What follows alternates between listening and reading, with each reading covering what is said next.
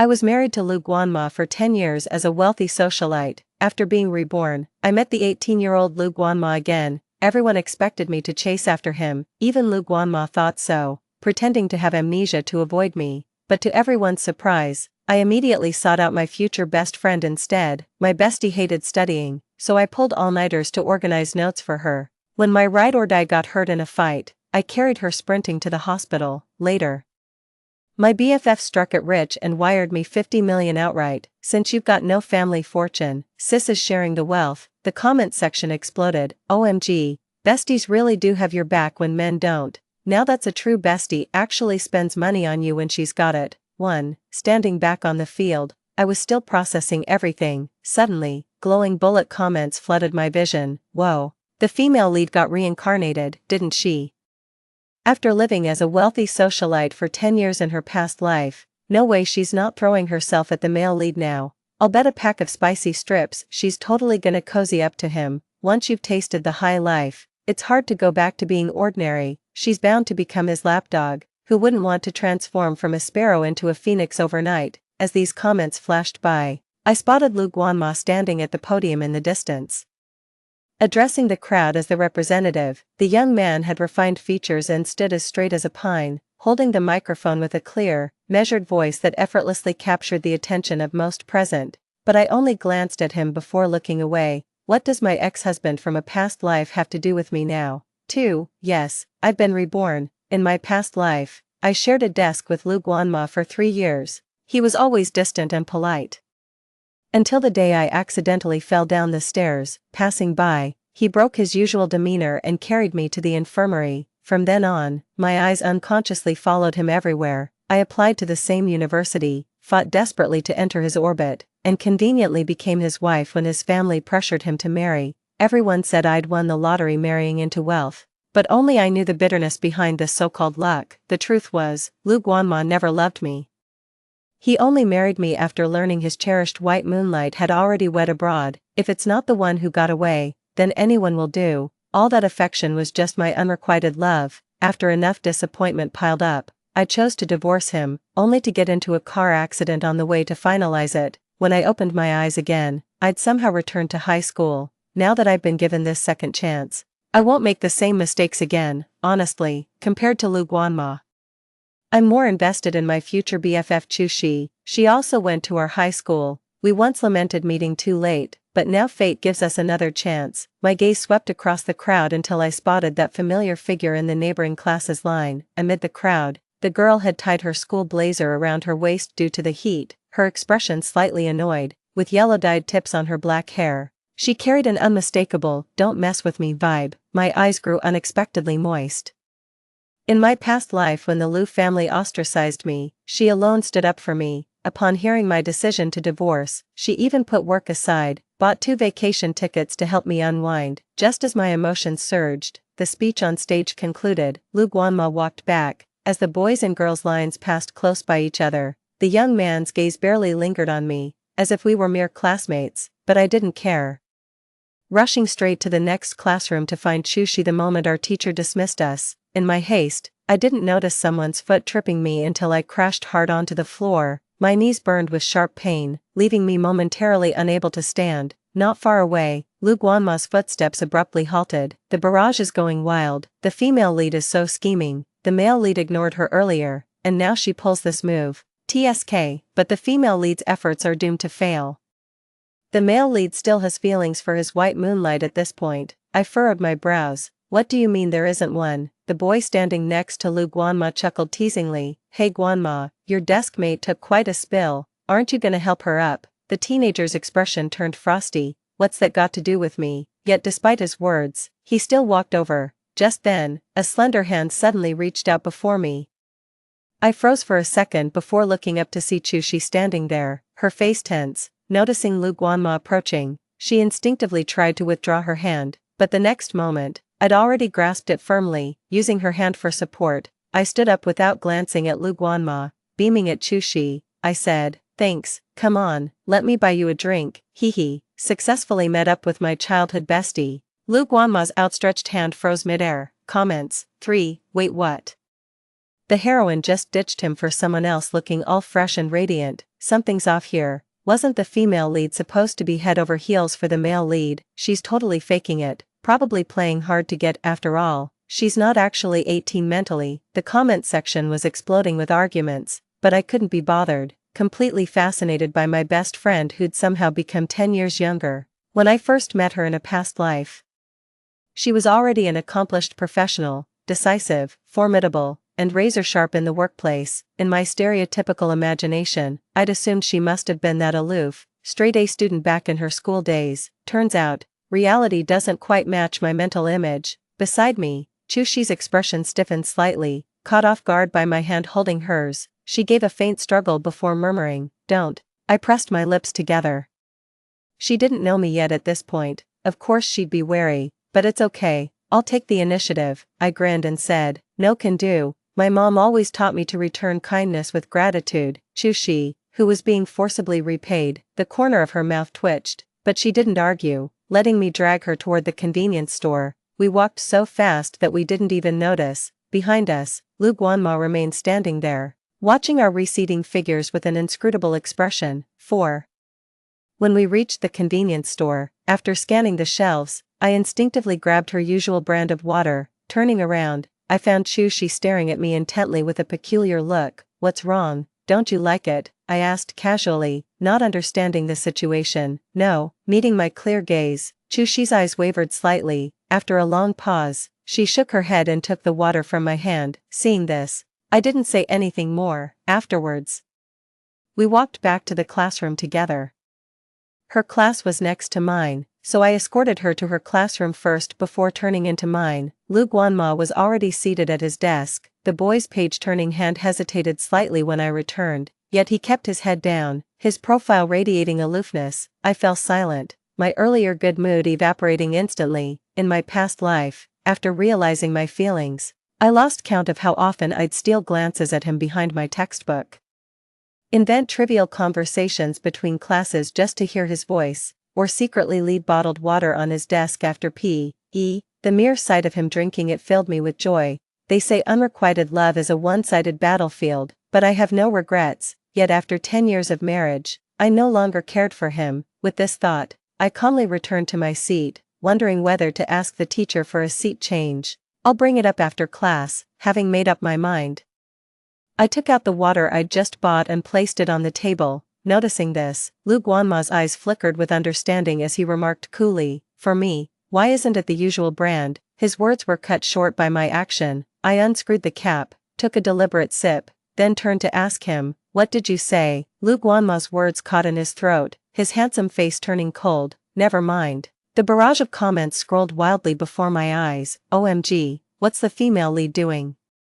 Isn't the male lead practically handing her an olive branch? Seriously, if she wants to marry into wealth, shouldn't she be buttering up the male lead? TSK, looks like she's planning to follow her past life script, waiting for the male lead's white moonlight to get married so she can swoop in when he's vulnerable. Typical. Now that the male lead's lost face, who knows if she'll even get another chance. I finished reading the barrage of comments with an indifferent expression, curling my lips slightly, as if I care. 5. As soon as morning classes ended, I bolted out of the classroom and made a beeline for the cafeteria. Noticing this, Lu Guanma paused midway through packing his books, his brows instinctively furrowing before he let out a derisive snort, as if recalling something. Completely oblivious, I happily bumped into Chushi at the cafeteria. She was eating alone at a table, with all the surrounding seats completely occupied.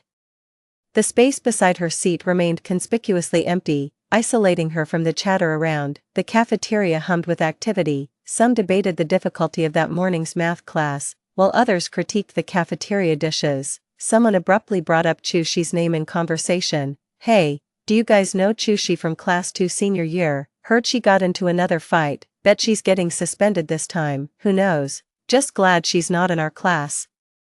People say she only hangs out with guys. Total pick-me energy. Ugh, how does our school even allow trashy girls like her? Teachers just turn a blind eye." Their voices dripped with barely concealed contempt. Little did they know, the subject of their gossip was sitting just one table away. The absurdity wasn't lost on me, yet I knew all too well how rumors spread like wildfire among students. Truth be damned, once the gossip starts, it takes on a life of its own. I glanced at Chushi with concern.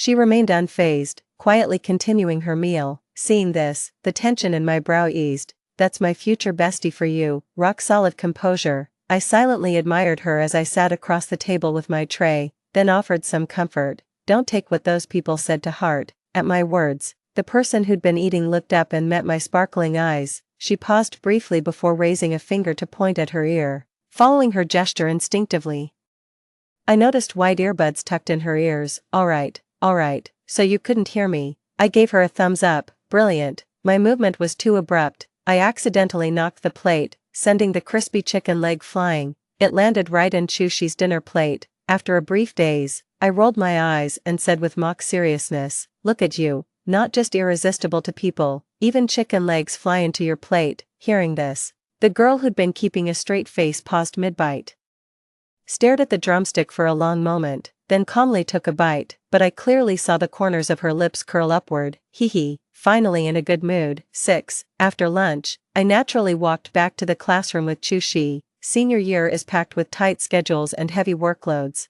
leaving almost no time for breaks. Chushi barely spoke the whole way, but luckily I'm a chatterbox. I could ramble on endlessly starting from high school days. Once I forgot to turn off the studio mic after playing music, accidentally broadcasting 30 minutes of ASMR eating sounds, the crisp crunch of biting into an apple, crunching on potato chips, munch munch. Just thinking about it now makes me laugh. Hearing this, Chushi couldn't help but ask, "And then what happened?" "Then what?" My face fell instantly. "Getting scolded, obviously." Chushi paused briefly. Just when I expected her to mock me, she uttered a flat response, "No big deal. I get chewed out all the time, you get used to it." I froze for a second. That was the most soul-crushing pep talk ever. LMAO, guess what? Getting scolded so often makes you immune to it. Why does the female lead always hang out with this girl, with those yellow highlights? She's clearly not the studious type. Now I remember. This girl becomes the female lead's bestie later on. Who cares about besties? Shouldn't the female lead focus on winning the male lead's heart instead? Me, ugh. What's the point of chasing an ice cube that'll never melt? But the subtitles did remind me of something, namely, asking the teacher to switch seats. So right before class, I went to the office. The homeroom teacher was preparing lessons when she noticed me approaching. Adjusting her glasses, she asked, "Shen Luaning, what's the matter?" Without hesitation, I stated directly, "I'd like to change desk mates." The moment my words landed, sudden knocking sounds came from the classroom door. Turning around, I saw Lu Guanma standing at the doorway. 7. Our eyes met unexpectedly. Maybe it was just my imagination, but Lu Guanma's calm eyes seemed to flicker with surprise. But in an instant, his usual aloofness returned as he said quietly, "Professor, you wanted to see me?" "Yes." The teacher nodded and handed him the math test papers. "Help distribute these, since you're here anyway. Shen Luaning wants to change desk partners. You two can discuss it." Lu Guanma didn't even glance at me, his voice icy. "Whatever she wants." I stayed silent. Meanwhile, the live chat went wild. "Oh my god, the female lead is really pushing her luck. Does she actually think the male lead will come chasing after her? Wishful thinking. Just wait till she's crying over failing to marry into wealth. The chasing her man into a crematorium drama is coming." I pretended not to see it. If possible, I'd transfer to class 2 in a heartbeat, but obviously that's not realistic, so I settled for the next best thing, swapping seats with another girl in class, books and all. What I didn't expect was, when that girl sat next to Lu Guanma, the usually aloof guy suddenly grew visibly irritated. With a sharp scrape, he shoved their adjacent desks apart. Caught off guard, the girl flushed crimson with embarrassment and immediately rushed over to tell me she'd changed her mind about switching seats. Me, I glanced around, only to find everyone deliberately avoiding eye contact. Hopeless, I had no choice but to sit back down, though I followed Lu Guanma's lead and scooted the desk slightly further away. The gap between our desks resembled two parallel lines that would never meet. Just when I thought this arrangement would satisfy Lu Guanma, a gentle bump brought our desks back together again. I turned my head in surprise. Without looking at me, Lu Guanma said flatly, "You pushed the desk so far out. How are people supposed to walk behind it?" I glanced at the aisle wide enough for two people to pass, couldn't figure out what he was thinking, but it doesn't matter anyway, we'll go our separate ways after graduation. 8. In the following days, I kept visiting class 2 to see Chushi. Over time, we grew closer. Chushi never cared for studying, but to keep me company, she just sprawled across the desk in the study hall and dozed off. By the time I finished my test paper, she was still groggily half asleep. Watching her slacking off like this, I could hardly imagine she'd become that formidable female CEO in the future. The thought made me chuckle under my breath. Hearing my laughter, the half-asleep person squinted at me and mumbled, "What's so funny? Finished your work?" Textbook creases marked her cheek. Her gaze still bleary with sleep. I couldn't help grinning. "Hey, what if we go to the same college? We'd see each other every day. Which college are you aiming for?" She woke from her doze and asked me. I pondered for a moment. "Nanjing University," she nodded. "Yeah, you'll be hitting the books while I'm roasting sweet potatoes. I'll set up shop right at the uni gates, guaranteed we'll see each other every day." My vision went dark. Forget the male lead. The heroine's bestie is actually such a riot. Wait, wasn't she the one who became a badass business tycoon later? Oh right, but the heroine clearly doesn't know her BFF's rags to riches story, still trying to steer her down the study hard detour. LOL. 9. I genuinely had no idea about Chushi's rise to fortune, but that didn't stop me from wanting her to attend the same university. I pulled out all my notes from freshman to senior year and stayed up late compiling study materials for her. Chushi started off half-hearted, but realized I was dead serious. Staring at my dark circles, she hesitated before saying, "You're really, never mind, I give up on you." She gave up on sleep and started grinding through practice problems with dogged determination. She's not dumb, and her fundamentals are decent. Just can't figure out why she keeps underperforming in exams. Thankfully, there's still over half a year until the college entrance exams, apart from sleeping during class. I was practically glued to her the rest of the time. 3 months flew by in a blink, and watching her grades improve filled me with quiet pride and joy. Lu Guanma seemed inexplicably restless, his gaze lingering on me unconsciously. I couldn't fathom why, but chose to ignore it. Another Friday after school, the sky hung heavy and gloomy, threatening rain. I packed my things and was about to go find Chushi in the next classroom. Suddenly, I heard a muffled groan nearby. Turning around, I saw Lu Guanma, who always sat with perfect posture, slumped over the desk, clutching his stomach with one hand, beads of cold sweat rolling down his temples. I immediately understood what was happening to him. He suffers from chronic gastritis. In our past life, I constantly reminded him to take care of his health, but he never took my words seriously, so I always kept stomach medicine ready for him, and whenever an attack came, I'd be running around like a headless chicken. But didn't his stomach problems only develop after he started skipping meals during work? Why is this happening now? I couldn't figure it out, but seeing his pale lips, I worried he might actually be in trouble. Reluctantly stopping, I asked, "Do you need me to take you to the infirmary?" It wasn't out of kindness. If he really died in the classroom, as the last person to leave, I'd be held responsible. Hearing this, Lu Guanma barely lifted his eyelids and gave a faint, almost condescending hum. Me.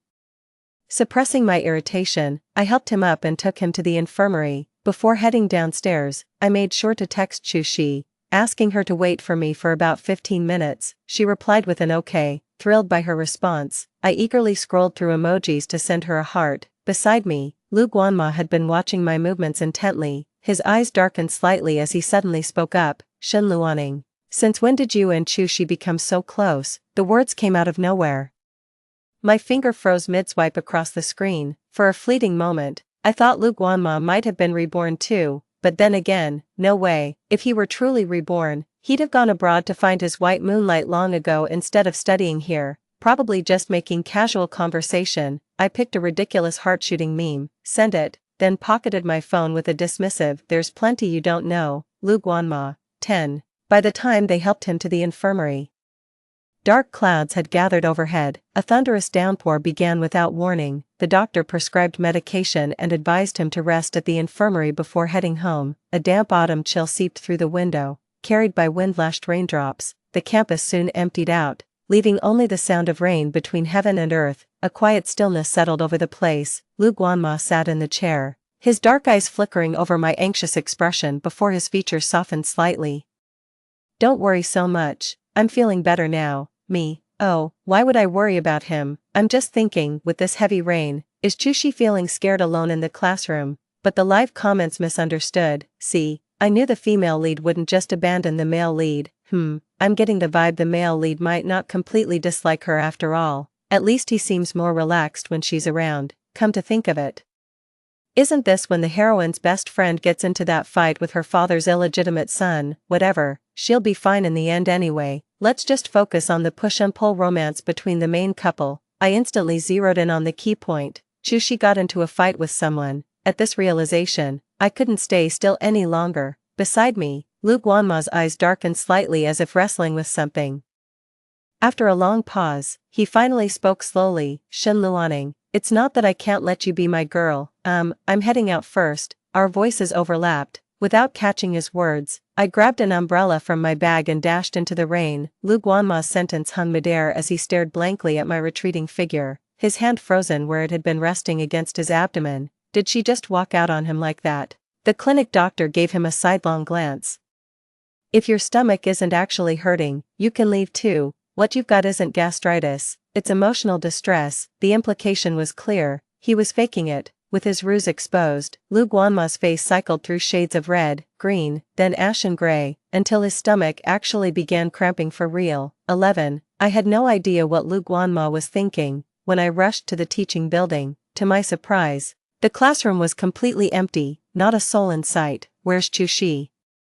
I scanned the room and finally noticed her desk, neatly arranged without a trace of clutter. Clearly, she left on her own. Could the bullet comments be lying to me? As if sensing my thoughts, another barrage of bullet comments flashed across my vision. Chushi went to the convenience store to buy snacks for the female lead, but ran into her half-brother along the way. They got into an argument that turned physical. Given women's natural disadvantage in strength against men, she's probably going to get beaten up. Damn, she actually went to her bestie. I thought she came back to grab an umbrella for the male lead. Seriously dude, I've had enough of you. Stop being so romance-obsessed. Can't the female lead value her friendship without revolving around some guy? Ignoring the heated comments, I headed straight to the convenience store. The rain had let up slightly by now. From a distance, I saw two figures locked in struggle.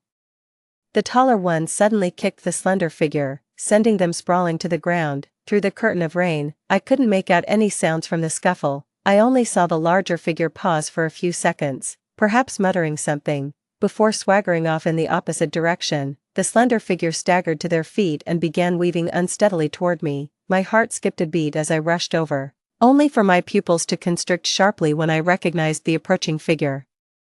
The girl was drenched from head to toe, her hair and face splattered with muddy water, a large stain on her back, her lips pale as chalk. Chushi, are you okay? I immediately steadied her. Caught off guard by my sudden appearance, Chushi froze momentarily before lowering her lashes and calmly saying, I'm fine, just took a little tumble. Here, I got you an onigiri. As she spoke, she pulled out a warm rice ball from her pocket, but perhaps from the fall, the rice ball had been squashed, the seaweed-wrapped rice soaked through with water, clearly inedible now. As I stared at it, tears suddenly began streaming down uncontrollably. Seeing this, Chushi grew flustered. Hey, what are you crying for? Where are you hurt? Let me see. Without another word, I pulled her into the corner and carefully lifted the back of her shirt. The sight of angry red marks against her pale skin made my tears fall even harder. Such a large area. This must be excruciating for her. Swallowing my rage and worry, I hoisted her onto my back. Come on, I'm taking you to the hospital. We need x-rays to check for internal injuries. Suddenly lifted off the ground, Chushi flailed in panic before instinctively wrapping her arms around my neck, though she protested awkwardly. I'm fine, I can walk on my own. Do you want to tear your wound open? Doesn't that hurt? My voice turned sharp, but the threatening tone fell flat. It just sounded like a choked sob. The command hung in the air. The sound behind me suddenly stopped. After walking some distance without hearing a peep from her, I grew worried. Hey, you didn't pass out, did you? She replied, no. Relieved, I finally exploded. I saw everything. Which bastard hit you? We'll make sure he regrets this. After a moment of silence, Chushi relaxed and leaned on my shoulder, whispering softly, you're right, me, If my bestie hits someone, that person definitely had it coming. If my bestie gets hit, that person's even more in the wrong.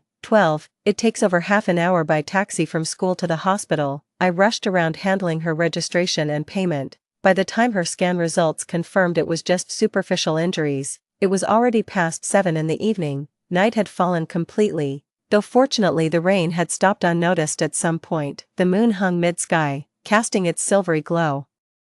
The ground glistened with clear rainwater, As Chu-shi and I left the hospital, worried she might encounter that so-called brother of hers back home, I hesitated before asking, why don't you stay at my place for a couple days? Her eyes flickered slightly at the suggestion. Would that be okay? Absolutely. And let me tell you, my mom makes the most amazing noodles. With a playful grin, I took a few steps forward before turning around to walk backward while watching her. The night breeze swept by, tousling the strands of hair at my temples. Chu-shi gazed quietly at my smiling face before finally mirroring my expression with a soft alright. Suddenly realized how radiant she looks. Her eyes literally sparkle like stars. Ah, our sweet girl is being so genuine. If the male lead doesn't appreciate her, I'll just take her home with me. I'm kinda shipping their sisterly bond here. The female lead seems genuinely over the male lead, sending her BFF to the hospital while dumping him at some shabby clinic. Talk about favoritism. I saw the barrage of comments but didn't pay much attention. Since Chu-shi treats me with sincerity, I'll naturally return her kindness in kind. As for Lu Guanma, I've already banged my head against a brick wall once. Doing it again wouldn't be persistence, it'd be stupidity. 13. That night after dinner with Chu-shi, we lay side by side on the same bed. Exhausted from the day's travels, my eyelids grew heavy with sleep. Just as I was drifting off, a soft feminine voice whispered beside me, Luaning, why did you want to be friends with me? Half asleep, I mumbled, that's what besties do, besties. Hearing this, Chu-shi turned her head and stared at me intently. Yeah, we were best friends in our past lives, I mumbled drowsily, but Chu-shi found it amusing. She broke into spontaneous laughter before concluding, makes sense. I must have done something really good in my past life to deserve being your bestie now. No, I was the lucky one to have met her in my past life, but I was so exhausted that I merely whispered it in my heart before drifting into deep sleep, until the next morning, staring at that glass of murky green vegetable juice during breakfast, I gulped hard. Mom's always experimenting in the kitchen, but never quite gets it right. Not only are her creations culinary disasters, but I'm always her unwilling taste tester. Glancing at Chu-shi's perfectly normal milk, I licked my lips and said, hey try this veggie juice, it's delicious. Chu-shi didn't suspect a thing. Oh, okay. She grabbed the vegetable juice and took a big gulp, then immediately made a face. To make matters worse, my mom asked curiously, is it good? I could barely stand to look at her contorted expression. Chu-shi flushed crimson, struggling to swallow the vegetable juice. Auntie, it's, gag, so, wretch delicious. I guiltily nibbled my sandwich in silence, yet could feel the resentful gaze burning into me from the side. Well, that's what besties do, share misery together. LMAO, yesterday's Chu-shi, so touched. Today's Chu-shi, too scared to move. Now that's what I call ride or die friendship. FL, some bestie energy, but not much LOLOLOL. 14. This weekend has been a roller coaster. Chu-shi no longer blindly takes my word for it, we're truly in this together. For better or worse, but thankfully, after this incident, she's become more talkative. For instance, when my mom made stir-fried bitter melon with eggs, Chu-shi proactively served me a portion. This looks delicious, you try it first. Me, you have some too, nothing like mutual destruction, haha, mission accomplished. Mom's the only happy one in this world. This routine continued right up until the college entrance exams. She'd drop by my place whenever she had free time, though she occasionally went home too. Aside from having to see Lu Guanma every day, there wasn't much to complain about. But after the incident at the infirmary, Lu Guanma seemed different somehow. What university are you applying to? The question caught me off guard as I was organizing test papers after the final mock exam. My fingers froze mid-motion. I'd been dead set on applying to northern universities together with him, but truth be told, I've always preferred the watery landscapes of Jiangnan, so I said frankly, barring any surprises, I'll probably apply to Nanjing University. Hearing this, Lu Guanma's brows furrowed slightly as he murmured, this shouldn't be happening. I heard him, but pretended not to. At this point, even someone as dense as me should have realized by now, he had been reborn too. He just refused to acknowledge our past connection, hence the deliberate pretense of being strangers. I played along with his charade. 15. But Lu Guanma suddenly became relentless. After school, Chu-shi went home due to family matters, so I found an empty study room to work by myself. Most of our senior year's final stretch was spent studying independently. When I finally snapped out of my thoughts, twilight had faded completely, leaving darkness enveloping the entire world. It was almost time for evening self-study. Just as I packed my textbooks and was heading to the classroom, the lights in the study room suddenly went out. What's going on? I fumbled around for the light switch, my heart pounding wildly. My waist accidentally hit the corner of the desk, sending a sharp pain shooting through me. I gasped, and suddenly, the sound of footsteps grew louder, approaching from a distance. Suddenly, a shadow fell across my vision. Who's there? I gasped and instinctively stepped backward, but someone grabbed my wrist and pulled me into a warm embrace. The familiar crisp scent lingered around me. I recognized him instantly. Lu Guanma, don't be afraid, he responded softly, his large hand clumsily patting my back as if trying to comfort me. My body suddenly stiffened, a strange feeling welling up in my chest. I think this happened in my past life too, taking advantage of the villa's blackout. I deliberately snuggled into his arms, but he coldly pushed me away. If you're afraid of the dark, go to bed. Truth is, I wasn't afraid of the dark, I just wanted to be closer to him. Looking back now, I realize how naive I was back then. Why would someone who doesn't care about me bother whether I'm scared or not? I don't think the male lead actually dislikes the female lead, he was just unconsciously in love before, but now he's finally realized it. Why do I feel like the female lead is being manipulative, playing dumb on purpose? If she wants to string him along, just say it outright. Hey upstairs commenter, stop simping for male characters, okay? Mention Lu Guanma and the barrage instantly turns into a battlefield. Suppressing my irritation, I pushed Lu Guanma away and said calmly, I'm not afraid, let's go back to the classroom for evening study. With that, I stepped past him and walked straight toward the door.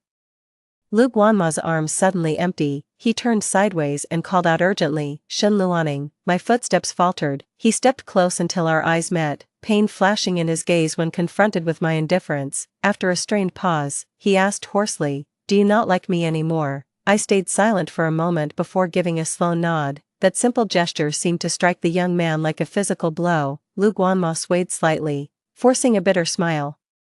Are you angry I didn't recognize you right away? I shook my head. Not just that, hope flickered in his eyes. What is it? It was during our decade of joyless marriage that you gradually eroded all my love, but he'll never understand. Suddenly I lost all interest in discussing this with him. I just don't like it anymore. No particular reason. With that, I turned away without another glance at his expression. Only the boy remained in the dark corridor, the corners of his eyes slowly reddening like an abandoned puppy, just like countless times before when he'd left me standing alone. 16. After the college entrance exams ended, with the advantage of 2 lifetimes experience, I aced the tests and got admitted to Nanjing University. Chu also scored well, but instead of NU, she applied to a prestigious southern university known for economics and management. When filling out applications, she hesitated for a long time. I could tell her mind was elsewhere. Only then did I find out, she was interested in business administration, though Nanjing University wasn't particularly renowned for this program. Remembering her career in a past life, I immediately said,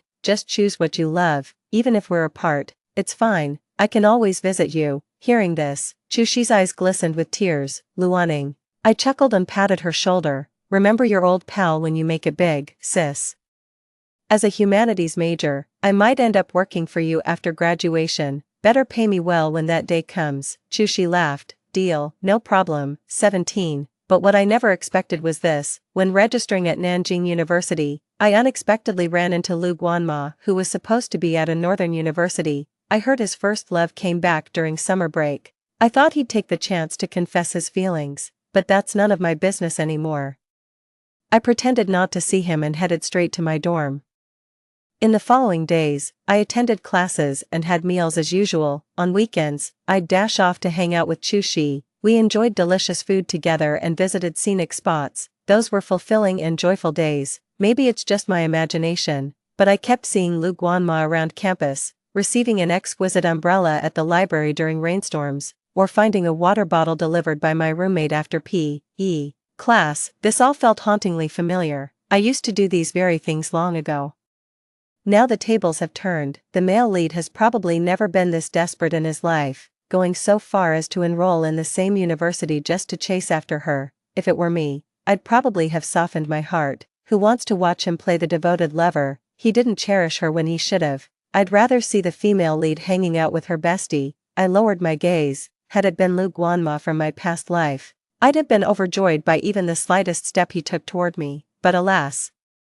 Times have changed. Belated affection is worth nothing to anyone. 18. The year I graduated from university, She and I stayed behind in a provincial capital down south to build our careers. She's got a sharp business mind. She actually launched her company during college, and now it's running like clockwork. I asked where she got the seed money. She arched an eyebrow. Inherited, obviously. That's when I finally realized. She was the heiress of the Yi family, though she took her mother's surname.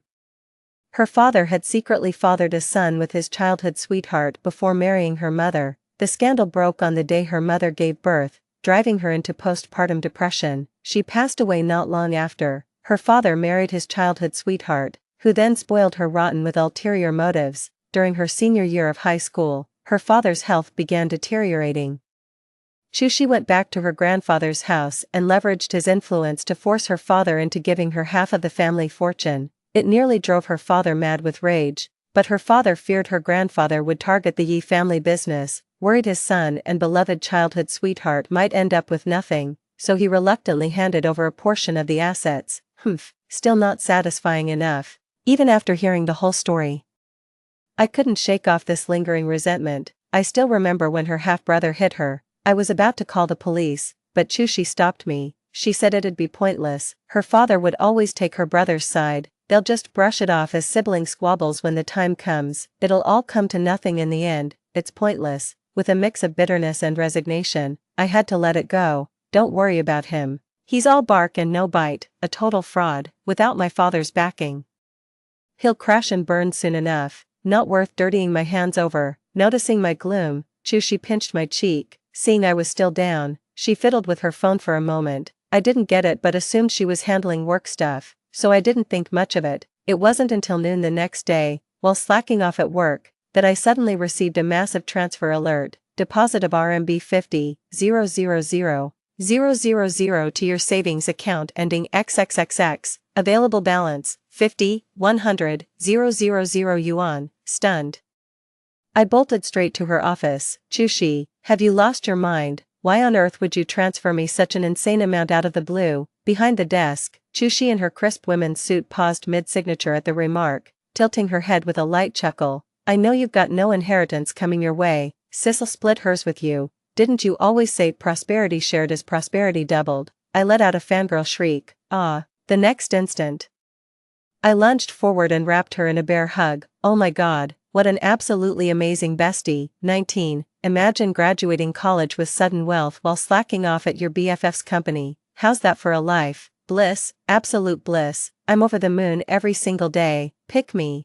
pick me. Where do I sign up for a bestie like this? Sob. Girlfriends really do have your back. When she's got money, she actually spends it on you. I'm absolutely delighted. Hee. My bestie is simply the best in the world.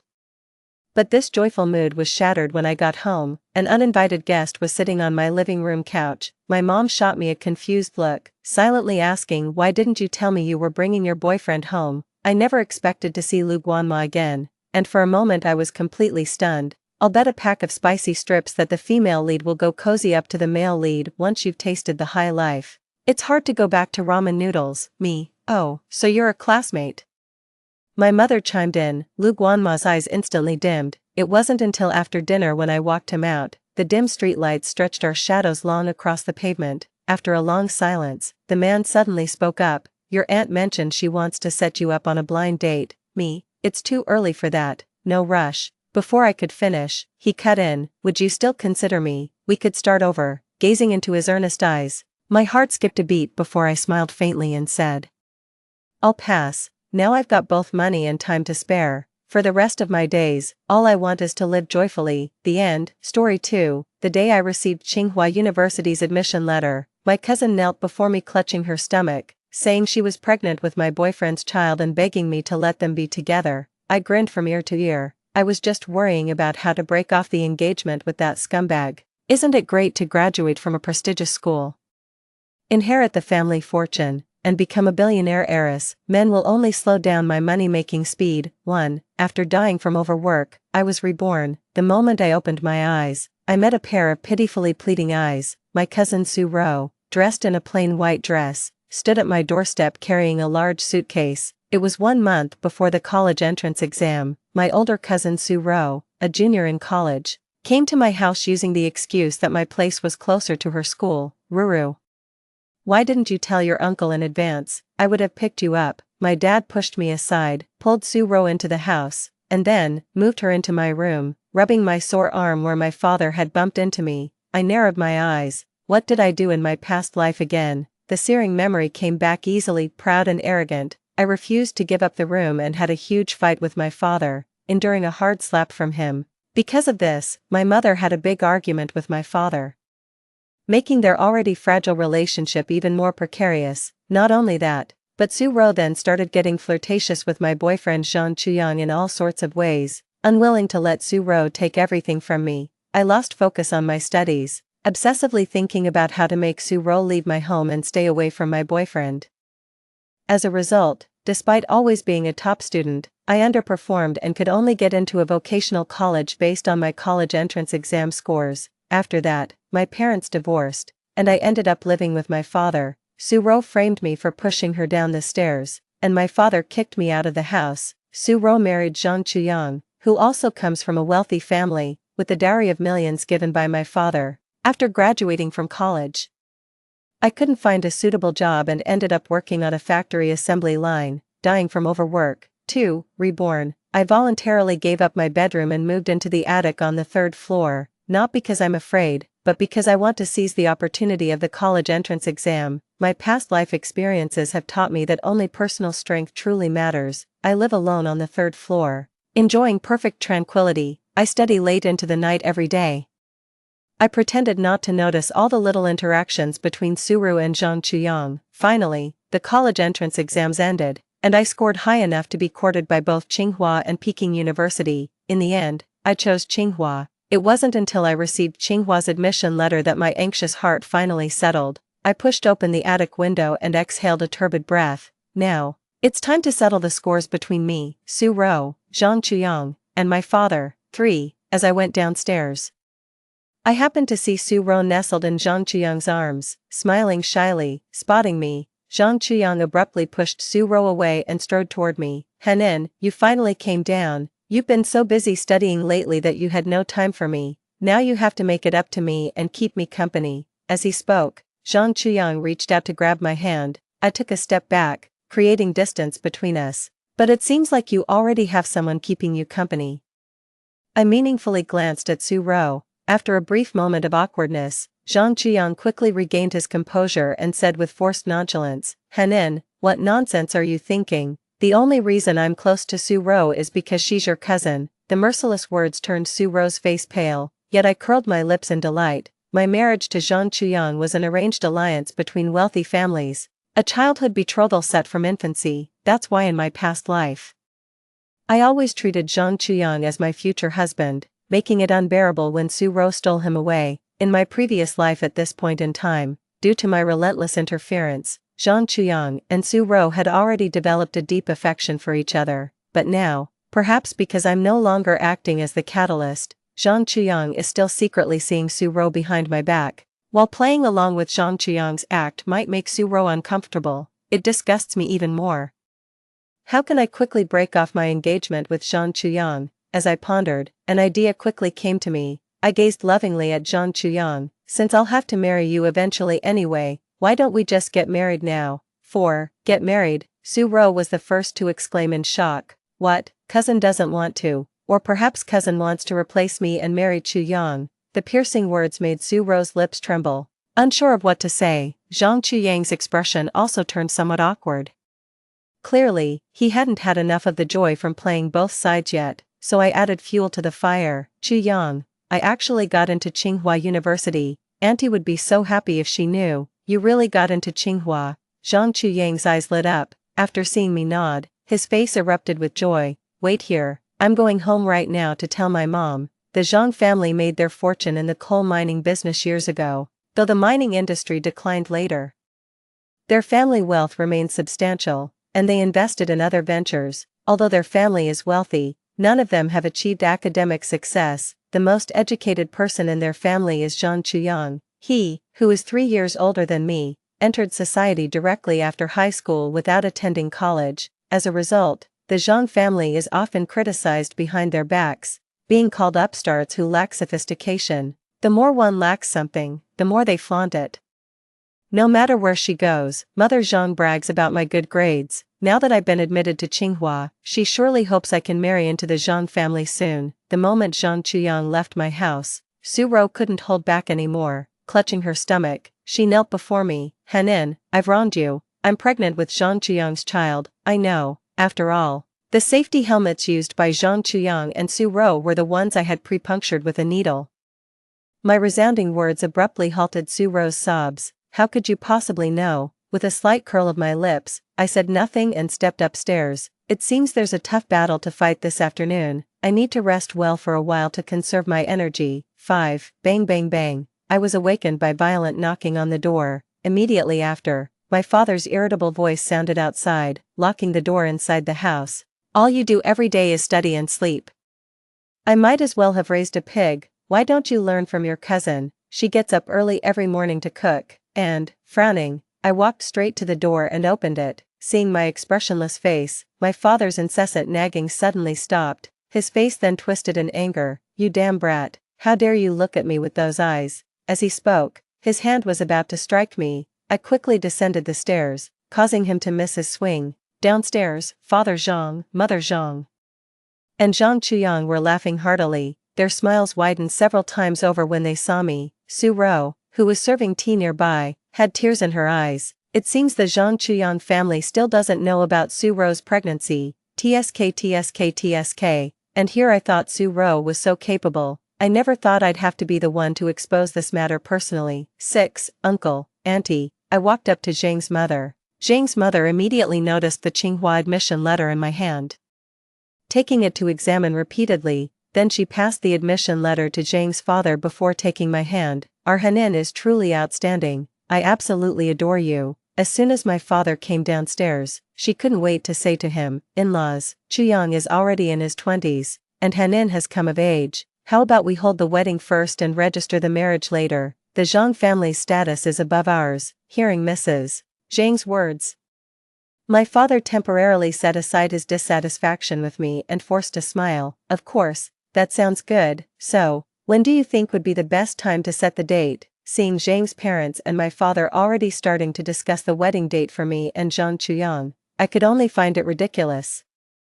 My mother hasn't returned from work yet, and they're blatantly disregarding her presence. Looking at Su Ro beside me, her eyes were fixed intently on Zhang Chuyang. Zhang Chuyang, who would usually melt at Su Ro's smile, now sat upright, completely ignoring her hints. TSK, in the face of interests, their love seems insignificant. How about next month then? Let's have the wedding before Hanin starts school. Sounds good to me, Mr. and Mrs. Zhang immediately agreed with my father. At this moment, I spoke up. Uncle, Auntie, I also want to marry Chuyang, but, as I spoke, I cast an accusing glance at Su Ro and said pitifully, but she actually went behind my back to seduce Chuyang and even got pregnant with his child. 7. My words shocked everyone present. Hanin, are you mistaken? She's your cousin. I wish I were wrong too, but she personally told me this not long ago. At this moment, the eye drops I applied earlier could finally take effect. Tears plopped down.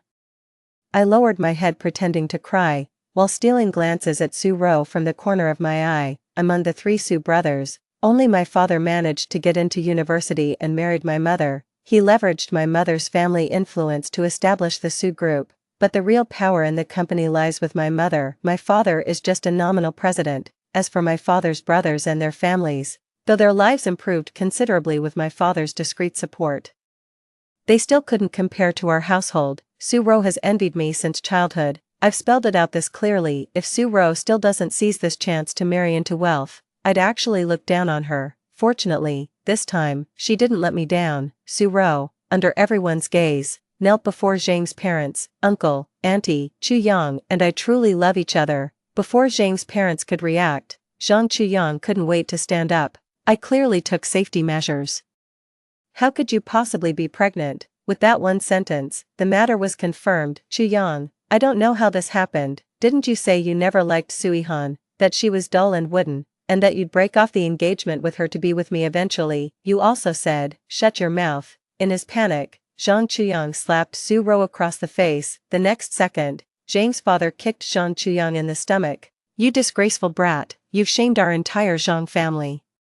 Why are you hitting our son? Mother Zhang protested. It's clearly that slut Su Ro seducing my boy. If anyone should be beaten, it's her. Mother Zhang grabbed Su Ro by the hair. My father rushed to intervene. In her fury, Mother Zhang even scratched my father. Afraid of getting his face scratched, my dad took a step back. Then Su Ro was pinned to the ground and beaten by Zhang's mother. Unable to dodge, Su Ro suddenly clutched her stomach. The baby, my baby.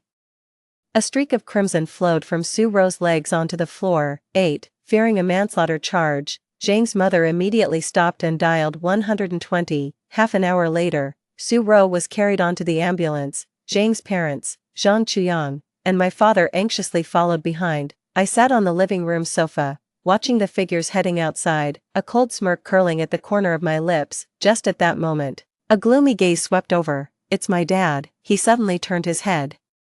Just in time to catch the smile on my face, I instinctively suppressed my smile, then quickly realized I was no longer the timid and incompetent version of myself from my past life who had been oppressed by him. I raised my head and flashed a bold smile at my father. Seeing my defiant look for the first time, my father's anger flared up as if he was about to come back and settle the score with me. However, the ambulance outside couldn't wait any longer. So he had no choice but to board it and leave. Not long after the ambulance left, my mother returned. She was dressed in a fitted business suit with her hair up, though in her 40s with fine lines at the corners of her eyes. She still retained her graceful charm. Her hair was slightly disheveled, clearly showing she had rushed back in a hurry. Henin, Auntie told me something happened. What's going on? Her tone was somewhat cold and rigid from being preoccupied with work. Yet her eyes were full of concern. Unfortunately, this concern was something I failed to see in my past life. Back then, it never even crossed my mind whether Mom worked so hard for my sake. I just thought she only cared about making money and didn't love me at all. I've been rebellious since childhood, always going against my mother, even when my mother gave up the Sioux group and divorced my father, with the sole condition of taking me with her. I stubbornly chose to stay with my father because I couldn't bear losing to Su Ro. In the end, my disappointed mother left with nothing, giving up everything to go abroad. Thinking about it, I felt my nose sting with unshed tears. Mom, I threw myself into her arms, holding her tightly. Mom, you're finally back. 9. In my past life, I was rarely close to my mother. Since being reborn, we've become much closer, but compared to ordinary mother-daughter relationships, there's still some distance between us. My mother's body stiffened at first, then she relaxed and patted my back awkwardly. Henin, did someone wrong you? I nodded and told her what happened today. Zhang Chuyang and Su Ro were secretly together. They even had a child. How outrageous. My mother fumed. I'm going to confront them right now. The Zhang family and the eldest son's family must give me an explanation today. With that, my mom pulled me out the door. She drove me to the hospital. When we arrived at the hospital, Su Ro was lying weakly on the hospital bed. Zhang's parents, Zhang Chuyang, and my dad were all in the ward. The other three looked grim. Only my father fussed over Su Ro with concern. Ruru, does it hurt? Are you hungry? Tell uncle if you feel unwell. My baby. Su Ro stroked her belly with tears. My father's tone grew even gentler. The baby is fine. You just need to rest and recover now. Don't worry about anything else. Thank you, uncle. Unable to listen any longer, my mom pushed open the hospital room door and sneered. You were never this considerate with Henin. Anyone would think Su Ro isn't your niece but your illegitimate daughter. 10. My mom was practically speaking for me, saying everything I wanted to say. As expected, my dad also got angry, though incompetent in his career. He always surpassed my mom in temper. Jing Yunru, what nonsense are you talking about? I've seen this side of my father many times, but this time, I caught a trace of something on his face that I'd never noticed before. Guilt. I glanced at my father, then looked at Su Ro lying on the bed. A bold idea began to form in my mind. Nonsense. Su Ro even dared to steal Henin's fiancé. How shameless can she be? And you're still defending her. Do you even care about us, your wife and daughter? Su Ro is still young and doesn't know better. Besides, she's not an outsider, she's my niece. Seeing the two about to erupt into a fierce fight, I quickly grabbed my mom's hand. Mom, coming to her senses, my mom took a deep breath, temporarily suppressing her anger toward my dad, and turned to look at Zhang's parents. The previously amused expressions of Zhang's parents immediately tensed up. In-laws, well, don't call me in-laws. Since your son has no sense of decency, let's just call off this marriage. Before Mr. and Mrs. Zhang could respond, my father hastily stepped forward. What a waste to call it off. Why not let Ruru marry Chuyang in Yihan's place? That's absolutely not acceptable. Mrs. Zhang's eyes widened instantly. Henin got into Tsinghua University, but what about Su Ro? She went to some no-name college and comes from the countryside. Our Zhang family would never accept such a daughter-in-law. In my opinion, Su Ro should just get rid of the baby in her belly and go back to the countryside. Let's pretend this never happened. We can't let some worthless woman ruin the harmony between our two families. Right, my dear in-laws. Mrs. Zhang looked at my mother. My mother glanced at my father's livid face. She patted my hand reassuringly and then said leisurely, this might actually work. 11. Seeing my mother relent, Mrs. Zhang heaved a huge sigh of relief. In that case, I'll have the doctor prepare the abortion procedure right away. As she spoke, Mrs. Zhang made to arrange it. Su Ro, who had been lying weakly in bed struggling to speak, suddenly jumped up and clung to Zhang Chuyang's leg. Chuyang, how could you bear to treat me like this? Woo-woo, she cried pitifully, her face wet with tears. Zhang Chuyang's face showed signs of inner struggle. Seeing this, Madame Zhang became furious. You shameless wench, don't touch my son. As she spoke, she tried to pull Su Ro away. At this moment, two figures rushed in. How dare you bully my daughter? I'll fight you to the death. The ones who rushed in were Su Ro's parents. They had clearly just received the news and hurried over. Seeing Su Ro being bullied, they immediately pushed Zhang's mother aside and started beating her. Old Zhang also joined the fight. Su Ro's parents were accustomed to farm work and had great strength, making old Zhang and his wife no match for them. Seeing his parents howling in pain from the beating, Zhang Chuyang also charged in. The six of them tumbled into a tangled mess on the ground. Pfft, I couldn't help but laugh out loud. The laughter caught my father's attention. He strode toward me angrily. Sui-han, you've gone too far. If it weren't for you, how could things have come to this? Me? What does it have to do with me? Isn't it Su Ro who's shameless? Shut the hell up. I won't. What? Could it be true like my mom said? Su Ro isn't your niece but your illegitimate daughter. As my words hung in the air, my father's face turned livid with rage. Nonsense. Today I'm going to teach you a proper lesson. With that, my father raised his hand to strike me. My mother instinctively shielded me behind her. How dare you? Why wouldn't I dare? Jing Yunru, if you stand in my way, don't think I won't hit you too. Humph. A cold, mocking young voice came from outside the hospital room. How ridiculous. This is the first time I've seen a father who can't stand to see his own daughter happy. 12. I turned around and saw a face that was both strange and familiar. The youth's features were delicate, with sharp contours and extraordinary handsomeness. The scrapes at the corner of his eye and the blood at his lips didn't mar his good looks, but rather added a touch of bewitching allure. His single eye bore obvious ferocity, brimming with menace. He is my high school classmate Qin Zhou. After graduating from high school, I lost touch with many of my classmates. The reason he seemed familiar was that, before my rebirth, I happened to meet him once. At that time, I was heading home from work as usual when two men stopped me on the street. It was Qin Zhou who appeared in the luxury car. With just a simple honk, the two men were scared off and ran away. I thanked Qin Zhou, to which he replied, no need to thank me, old classmate.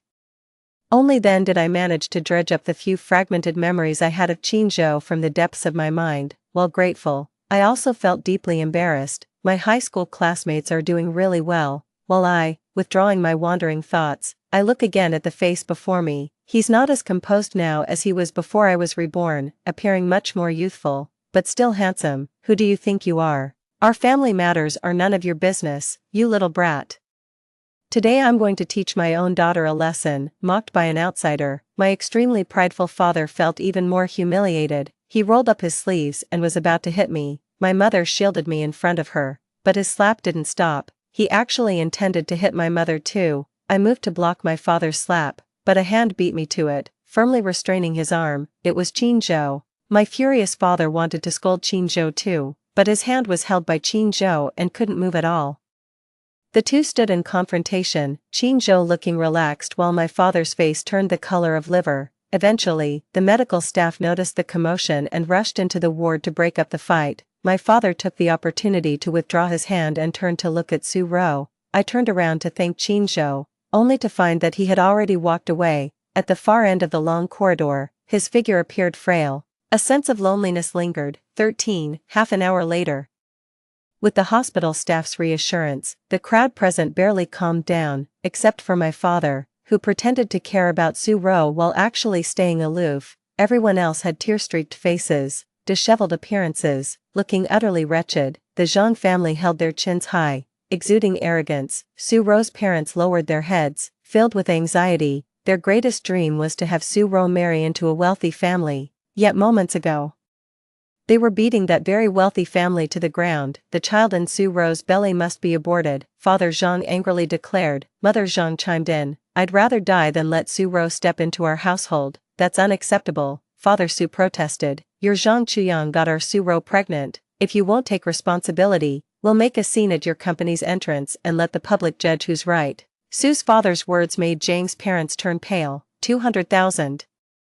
That's a human life. You think you can buy a life for 200,000? Zhang's father interrupted Su's mother's relentless demands. 500,000. This time, as soon as he finished speaking, Su Daqiang and Lu Meifang eagerly nodded. Deal. On the hospital bed, Su-ro cried until she fainted. She really fainted. Unfortunately, even after fainting, she couldn't escape her fate of going under the knife. After dealing with Su Daqiang's family, the exhausted Zhang parents turned to my mother-in-laws. Once the baby in Su-ro's belly is gone, let Chuyang marry Han. What do you say? My mother's eyes flickered. That depends on how your Chuyang behaves. Don't worry. If Chuyang ever messes around again, I'll break his legs.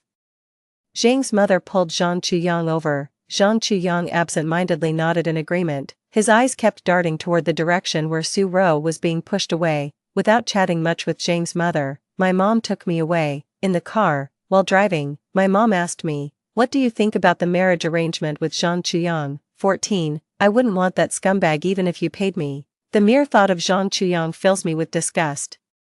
So repulsive it makes me physically ill. A cheating, cowardly, irresponsible man with not a single redeeming quality. I must have been blind in my past life to compete with Su-ro over a piece of trash. My words eased some of the worry between my mother's brows. So what do you want to do now? I want to break off the engagement with Zhang Chuyang. Dragging things out with Zhang Chuyang for a while might hurt him and Su-ro more deeply. But just the thought of bearing the title of Zhang Chuyang's fiancé makes me sick. Mom, if Su-ro's pregnancy is terminated, wouldn't the Zhang family just keep clinging to me? I shared my concerns with my mother. She gave me a reassuring smile. Don't worry, leave it to Mom. When we got home, my mother first called Zhang's mother-in-laws. Has the child in Su-ro's womb been aborted yet? Not yet.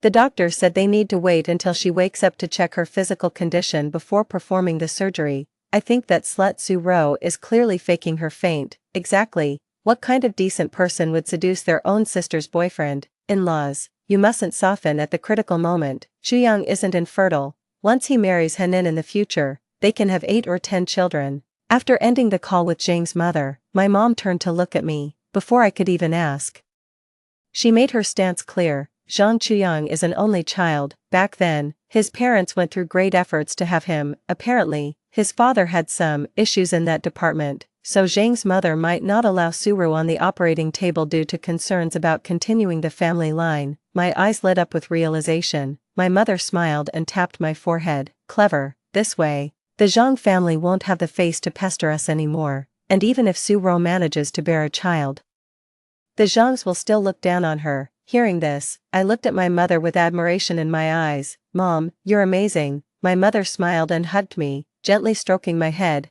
No one can bully my daughter. 15. Feeling my mother's warm embrace, I couldn't stop my nose from tingling with emotion. My mother had said these same words in my past life. How had I responded back then? I said, if you really don't want me to be bullied, you should help me win Zhang Chuyang back. But Henin, Zhang Chuyang isn't worth it or not. I just like him. I was like a person possessed. My only wish was to separate Su-ro and Zhang Chuyang. Unable to dissuade me, my mother swallowed her pride and went to Zhang's parents, only to be looked down upon by them. Exactly. Even though Zhang Chuyang treated me like this, I still couldn't bring myself to let go. With a daughter like me, no wonder my mother gets looked down upon by others. Henin, what's wrong with you?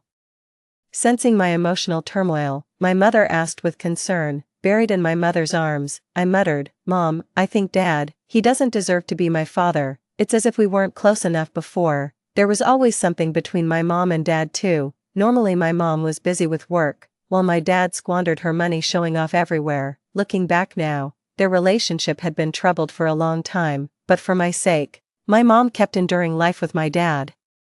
But now I see clearly, a father who doesn't care about me is someone I can do without. I wish my mother would file for divorce from my father, but she didn't. She just held me tightly, and after a long while, let out a sigh. Although somewhat disappointing, it's understandable. After all, in my previous life, my mother filed for divorce from my father a year later, by which time I had already been mentally broken by Zhang Chuyang, Su Ro, and my father. She was completely disillusioned with my father and wanted to take me away, but now, apart from defending Su Ro, my father doesn't seem to have committed any other unforgivable acts. Although I really want to get rid of my dad soon, I know some things can't be rushed. 16. In the afternoon, my mom went out to prepare for my college celebration banquet. I called all the villa servants over and ordered, "Throw out all of Su Ro's belongings." Yes. I tolerated Su Ro for a while just for the sake of learning. From now on, I won't give anyone the chance to hurt me again. After all of Su Ro's belongings were thrown out, the servants cleaned my room, and I moved back from the attic. In the evening, my mom came home first, and right after, my dad returned. When he saw us, his arrogant expression faded, replaced by an awkward look. He walked up to my mom, took her hand and said, "At the hospital earlier, I was just too angry. Please don't be mad at me." Normally, even when he knows he's done something wrong, my dad never apologizes. He must be after something now. My mother withdrew her hand, her expression indifferent. From the looks of it, Su Ro didn't abort the child in her belly. Having his thoughts exposed directly, my father felt somewhat awkward. Zhang Chuyang got tested, low sperm count. It might be hard to have children later. So this is a last resort. So what? My mother stared steadily at my father. Faced with my mother's composure, my father's guilt turned to anger. It's Ihan's own fault for not being likable enough to win Zhang Chuyang's affection. Since Ro is already carrying his child, this marriage might as well go to her. My mother also has a tough temper and immediately darkened her face. Su Zhennan, I don't care about this marriage. But what do you mean? What do you mean by saying Henin is unlikable? In your eyes, is your niece Su Ro the only likable one? Isn't that the case? My father slammed the table and stood up, pointing at me. Look at her face, like I owe her millions. Where is she likable? Unlike Ro, who serves me tea, asks about my well-being, and even, 17, shut up. My mother was so angry her chest heaved up and down, worried my mother might harm her health from anger. I quickly stepped forward to soothe her. Mom, let's not be angry. It's fine if Dad doesn't love me. I still have you. Seeing my worry, my mom took a deep breath, trying hard to suppress her inner anger. Ignoring Su Zhennan, she took my hand and led me upstairs. Upstairs, she looked at me and said, "Your dad She wanted to say something, but the words stuck in her throat and she couldn't get them out. I squeezed my mother's hand back. Mom, in my heart, I don't have a father. From childhood till now, my father never cared for me, never looked after me, never attended my parent-teacher meetings, never.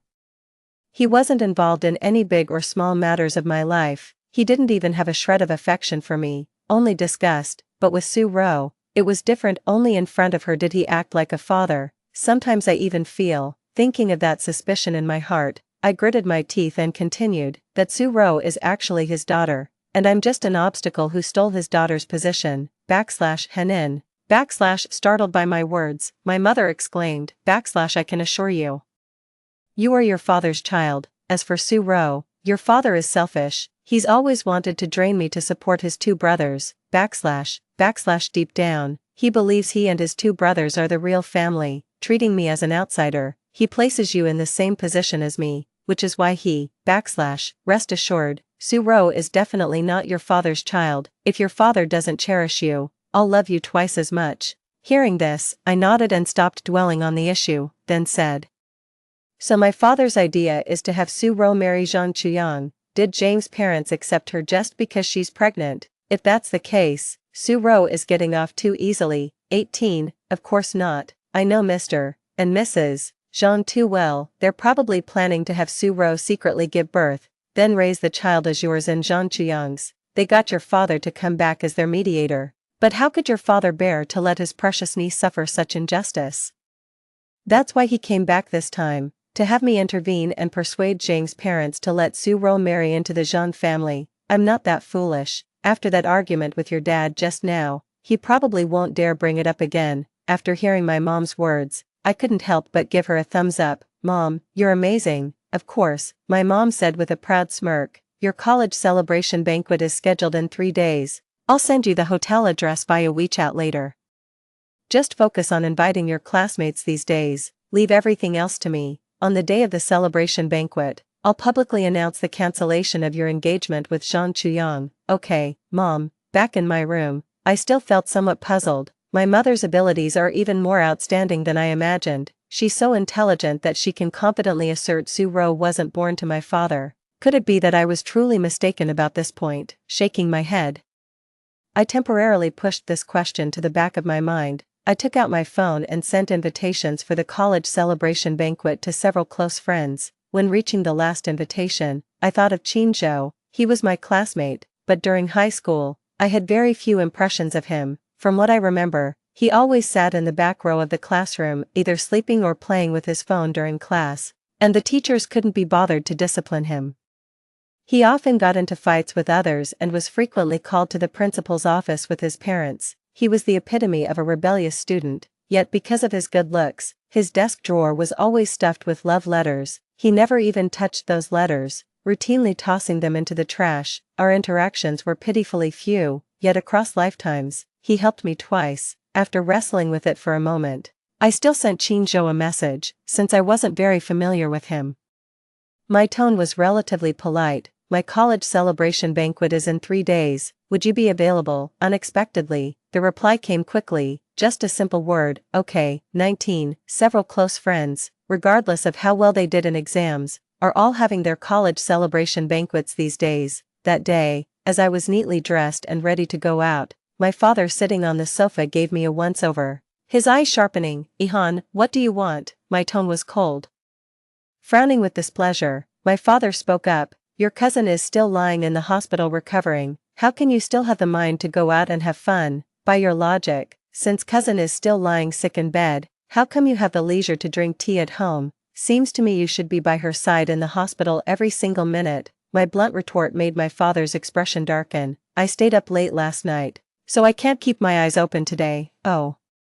I was in a hurry to leave and couldn't be bothered to waste more words on him. As I reached the door, my father's voice came again. Remember to find time to visit your cousin. Probably asking me to visit Su Ro was just an excuse. The real intention was to have her lecture me. As if deaf to his words, I turned and walked away. After attending my friend's college celebration banquet, on the way back, I asked the driver to take a detour to the hospital. When I arrived at the hospital, Su Ro was sitting on the bed eating fruit fed to her by Su Daqiang and Lu Meifeng. Our Ruru is truly remarkable. It seems she'll marry into wealth sooner or later. What's the use of Su Yihan being book-smart when she can't even keep a man? When you marry Zhang Chuyang, have your uncle give you a bigger dowry. The three of them had their schemes all worked out, their calculations clicking away loudly. I pushed the door open at just the right moment. But Aunt Zhang just called me and said Chuyang would never marry Su Ro. Once Su Ro gives birth, she'll be sent packing back to the countryside. 20. My words caused the expressions of everyone in the room to change dramatically. Ihan, things have come to this. Even if you marry Zhang Chuyang, you can only have his body, not his heart. At this moment, the smugness on Lu Meifeng's face completely vanished, replaced by bitter anguish. Ihan, you've been fortunate since childhood. Lacking nothing. Ro is different.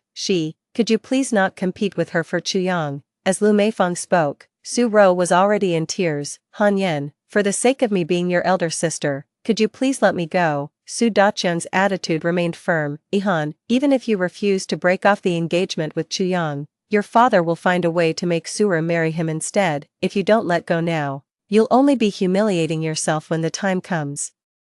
The three of them worked in perfect coordination, using both carrot and stick. If this were the kind and weak-willed me from my past life, I probably would have blamed myself already. But, what do you mean by let you off? It was Su Ro who shamelessly seduced my fiancé and got pregnant with his child.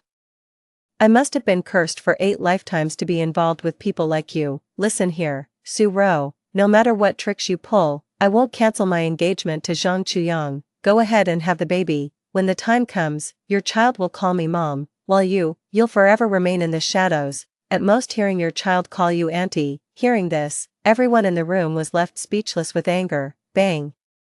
The meal delivery auntie who just walked in accidentally broke a bowl at that moment. "I'm so sorry, it's my clumsy hands." She flusteredly tried to pick up the broken ceramic pieces from the floor and accidentally cut her hand. Unable to watch any longer, I stepped forward. "Let me handle this." I crouched down to help her pick up the broken bowl pieces. After gathering them, I stood up, ready to throw these into the trash bin. As I raised my eyes, my gaze inadvertently fell upon the face of the meal delivery auntie, and I couldn't look away. She looked so much like Sue Rowe, 21. The conjecture I had previously suppressed resurfaced once again. Noticing me staring at her face, the meal delivery aunt quickly lowered her head and said to me, "Thank you, it's nothing." I comfortingly patted her shoulder and casually plucked a strand of hair from her head. Just as I stepped out of the ward door, I saw Zhang Chuyang.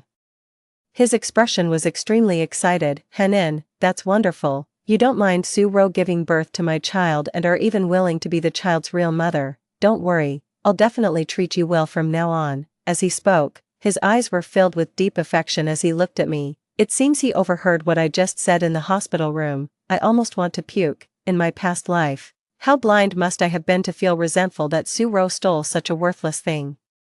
"What about Sue Rowe then?" I deliberately raised my voice. "Just give her some money after she gives birth to the child," Zhang Chuyang said with complete indifference. Indoors, as Zhang Chuyang's words were spoken, another wave of exclamations arose. Sue Rowe fainted again. As for whether it's real or fake fainting, I don't care. I looked at Zhang Chuyang expressionlessly. "What I said earlier was just to deliberately provoke Sue Rowe. From the moment you hooked up with Sue Rowe, we no longer have any relationship. Please tell your parents this when you get back, so they won't go around saying I'm your family's future daughter-in-law every day. Being associated with people like you is actually quite embarrassing." After saying this, I ignored Zhang Chuyang's reaction and walked away. 22. The day before the college celebration banquet, my mom and I returned after choosing dresses. Discovered Sue Rowe and her parents at my house. The family of 3 lay on the sofa, munching melon seeds while watching TV. The villa was littered with melon seed shells and spilled tea, utterly chaotic. "What are you doing here?" I stared at them. Su Daqiang leaned further back into the sofa.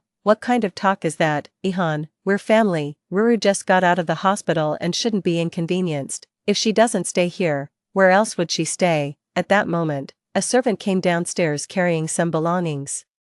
I took a closer look and realized they were actually my things from my room. Noticing my gaze, Sue Rowe spoke up with an innocent expression. "Henin, Uncle said I need a good environment to recover, so I'm afraid you'll have to stay in the attic or the guest room." Holy cow, they actually took over my room again without notifying me. I was furious. Just as I was about to speak, my mom cut in ahead of me. "Security, throw this family of 3 out. How dare you? Do you know who I am? I'm the elder brother of the master of this villa. If you dare lay a hand on me, I'll have you all fired." Su Daqiang roared furiously. However, the security guards completely ignored them. After all, this villa was part of my maternal grandparents' dowry to my mother. The 3 who were thrown out sat at the entrance of my villa, cursing and grumbling. I said slowly, "Keep shouting and I'll call the police." As I spoke, I took out my phone. When I pressed 110, the 3 immediately fell silent. They got up from the ground and left with their meager belongings. "Sue Rowe," I called out to her at that moment. "What else do you want?" Sue Rowe could no longer keep up the act. Clutching her stomach, she looked at me with full of wariness and hatred. "Don't you dare touch my child." Ha! I let out a cold laugh. "Just having a child won't get you into the Zhang family." 23. The Zhangs value their reputation above all. Only by making it known to everyone that you're carrying Zhang Chuyang's child might the Zhangs allow you to enter their household openly. How could you be so kind? Sue Rowe's expression was deeply moved. She wasn't completely brainless after all. Soon, she figured it out. "Suihan, you did this on purpose. You want to drag the Zhang family down with you in disgrace." "Yes, I did it on purpose. I've given you the opportunity. Take it or leave it." Not long after the Su Daqiang family left, my father returned. In the living room, he had an unprecedented argument with my mother. Because of me, because of Sue Rowe. Their quarrel started with Sue Rowe seducing Zhang Chuyang, then escalated far beyond that. my father felt that over all these years, my mother's financial dominance had constantly undermined his dignity. As for my mom, aside from feeling I'd been wronged, her biggest emotional knot was my dad's years of emotional neglect. Even my usually elegant and composed mother couldn't hold back her emotional breakdown at this moment. Sujanan, you're just spineless, utterly useless, and a complete male chauvinist. If you won't protect your own wife and child, you're nothing but a heartless, ungrateful wretch with no eyes to see. Jing Yunru, you're asking for death. My father raised his hand, about to strike my mother. Of course, his slap never landed on my mother. Mid-air, it was intercepted by security. Beat Sujanan to death. The harder you hit, the bigger the bonus. 24. Next, the living room was filled with Sujanan's screams of agony. I've wanted to do this for a long time, even if in my past life I only ended up attending a vocational college. It wasn't impossible to make a good life through hard work. It's Sujanan, Su Ro, and Zhang Chuyang. No matter what job I find, they'll use their power to ruin it for me. In my tragic past life, though I was partly to blame for being blind to the truth, I never did anything truly evil from start to finish. It was these villains who kept pushing me to the edge. The moment I was reborn, I wanted to beat Sujanan to death, but when I actually did it, I didn't feel the satisfaction I expected. Because of my mom, my mom's face was full of hurt. Mom, I stepped forward to hold my mother's hand and called out cautiously, Mom's fine. My mother forced a faint smile at me. Only when Sujanan was beaten into silence did my mother say to the security guards, Stop. I still felt somewhat unwilling to let Sujanan off so easily. My mother patted my hand reassuringly. Tomorrow is your college celebration banquet. It wouldn't be good if this escalated. With that, I said nothing more. Sujanan was sent to the hospital, and at the ward's entrance, my mother specifically arranged for someone to keep watch. At night, the light in my mother's room remained on. Unable to rest easy, I walked to my mother's room door and saw her inside, gathering all the photos she had with my father. First, she looked at them reminiscing about the past, then tore them to pieces fiercely. Indeed, I only saw my father's faults but failed to see everything he and my mother had been through together. Noticing my arrival, my mother waved at me. I walked over and nestled into my mother's embrace. My mother's voice came from above. When I wanted to marry your father, your grandparents disagreed, saying he came from a poor background and lacked personal capability. I was bewitched by his sweet words and was determined to marry him. Now that things have come to this, it seems I truly made the wrong choice. 25. Mom, everyone makes wrong choices in life. What matters is realizing your mistakes in time. Besides, I raised my head and looked at her. Besides, if you hadn't been with Dad, maybe you wouldn't have such a smart and lovely daughter like me. My joking tone successfully brought a smile to my mom's face. She looked at me and asked seriously, Hanin, if your dad and I get divorced, would you be okay with that? Yes. Would you choose to be with me? I would. This time, I answered without hesitation. Perhaps my answer gave my mother strength, as confidence returned to her face. After your college celebration banquet ends tomorrow, I'll bring up divorce with him. Okay. I hugged my mom and slept with her. I only got up after her breathing became steady, found one of my father's short hairs on the pillow and took it out of the bedroom. Early the next morning, I made an excuse to go out first and went to the hospital to collect Su Ro's hair, then submitted hair samples from Su Ro and my father, as well as Su Ro and the meal delivery aunt for paternity testing. After returning home, my mother and I set off for the hotel together. As noon approached, the guests arrived one after another. My father was supposed to be recuperating in the hospital, yet he insisted on getting up to attend my college celebration banquet. I was initially worried he might cause a scene at the banquet, but my mother reassured me that he's too vain for that, which eased my mind. Just as my mother predicted, my father, who usually couldn't be bothered to glance at me, was now grinning so widely that even the bandages on his face couldn't hide his smile. Old Sue, your daughter is really making you proud. Of course, she takes after me. Someone looked at his pitiful state and asked with concern, what happened to you? How did you get so badly injured? Though shadows darkened his deep eyes, my dad's smile remained bright.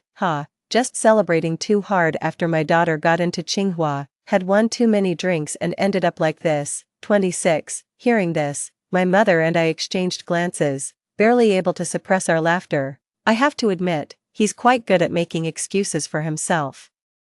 This talent for blatantly lying really comes in handy. Guests came in wave after wave, until finally, under my mother's eager anticipation, my grandparents arrived. Back then, my grandparents were angry because my mother stubbornly married my father. Over the years, although they secretly helped my mother's career, there was almost no visible interaction. Every time my mother went to visit them, they would put on stern faces. Only when facing me would the two elders show happiness.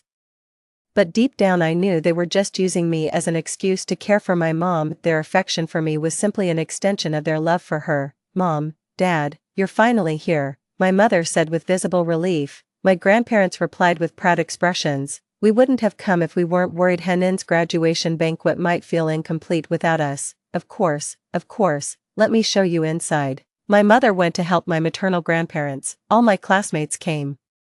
The Zhang family came, and Su Ro's whole family came too. As noon approached, almost all the guests had arrived, but I still couldn't see Qin Zhou anywhere. Only then did I realize I might have been a bit rash. I don't know about Qin Zhou's academic performance, nor which university he got into, so inviting him over like this seems rather rash. As I was thinking this, a familiar voice suddenly came from above. Where should I sit? I looked up and met Qin Zhou's beautiful eyes.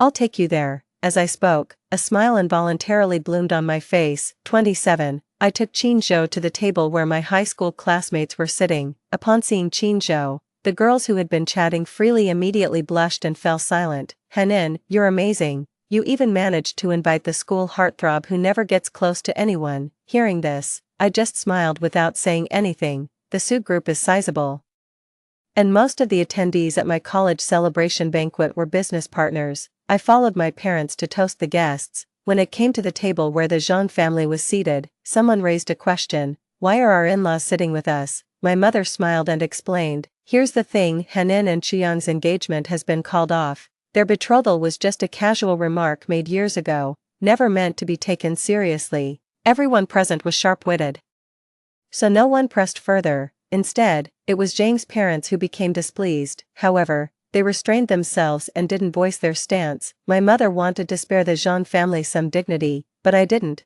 wanting to end things gracefully after doing something disgraceful. Since when does the world offer such nice deals? I looked at Su Ro, who was clutching her stomach with a conflicted expression, as if struggling over whether to expose right then that she was pregnant with Zhang Chuyang's child. So, I simply walked toward Zhang Chuyang, who wasn't far from her. Halfway there, suddenly, my foot twisted, and I fell straight forward, and directly in front of me was Su Ro. Just as I was about to crash into Su Ro, a sudden force pulled at my waist. It was Qin Zhou. He had caught me by the waist. "Thank you," I said to him as I straightened up in Qin Zhou's arms. The terrified Su Ro exploded, clutching her stomach as she stood up from the chair. She pointed at me and accused, "Suihan, you did this on purpose. You can't stand that I'm carrying Chu Yang's child and tried to make me lose the baby." 28. Su Ro's words caused an uproar in the room. The crowd instantly understood the reason I broke off my engagement with Zhang Chuyang was because he had an affair with my cousin, and they even had a child together.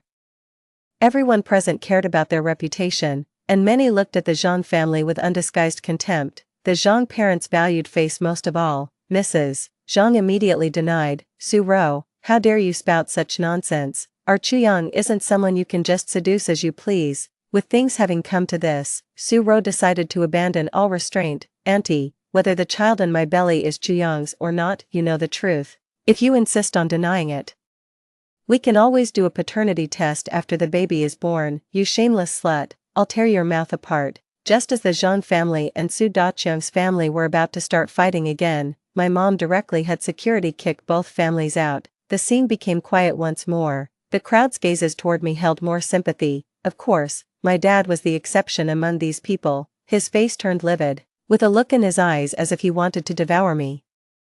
As soon as we got home after the college celebration banquet, my dad exploded. "How could you two be so vicious? Ruru is already pitiful enough, pregnant with Zhang Chuyang's child yet not accepted by the Zhang family. Must you drive her to death? But doesn't she deserve this punishment?" "Suihan, don't think I don't dare to teach you a lesson." My father strode toward me. The security guards blocked my path, surrounding me tightly. "If you don't want to end up hospitalized again, go ahead and try something." 29. I knew you were no good. Enough. My mother couldn't take it anymore and interrupted my father. "Sujanan, let's get a divorce." "Divorce? Jing Yunru, are you joking?" My father's tone was full of shock and disdain. Clearly, in his mind, no matter how he treated my mother and me, she would never divorce him. Yes, divorce, my mother declared resolutely. After taking a moment to process this, my father sneered, "Fine, let's divorce then. We'll split the assets 50-50, why should we split it equally with you? What have you contributed to this family besides eating, drinking, and having fun?" I protested, but my mother said, "All right, I'll have the lawyer draft the agreement later, then it's settled." After my father went upstairs, my mother looked at me and reassured me, "Hannah, since we've decided to divorce, the most important thing is to cut the knot quickly. Money can be earned again, and after all, he is your father, giving him some money isn't a big deal." My mother made a fair point, so I kept quiet for the time being. Seeing that my mother was fine, I told her I was going out to meet a friend, actually went to the hospital. I hope my guess is wrong, so that to prevent my mother from being too upset, I can let Sujanan get a little inheritance. At the hospital, I successfully obtained the test results. When I opened the test report and saw the results, I was so angry I could barely breathe. I guessed right, Su-ro is truly the child of Sujanan and that meal delivery auntie, 30. I immediately took the test results back to show my mom, who was originally grieving over their decades-long marriage, became completely consumed by rage upon discovering that the child my father had through his affair was 3 years older than me. Truly my mother, even when angry, she didn't let rage consume her reason. She called my grandparents, and told them about the situation.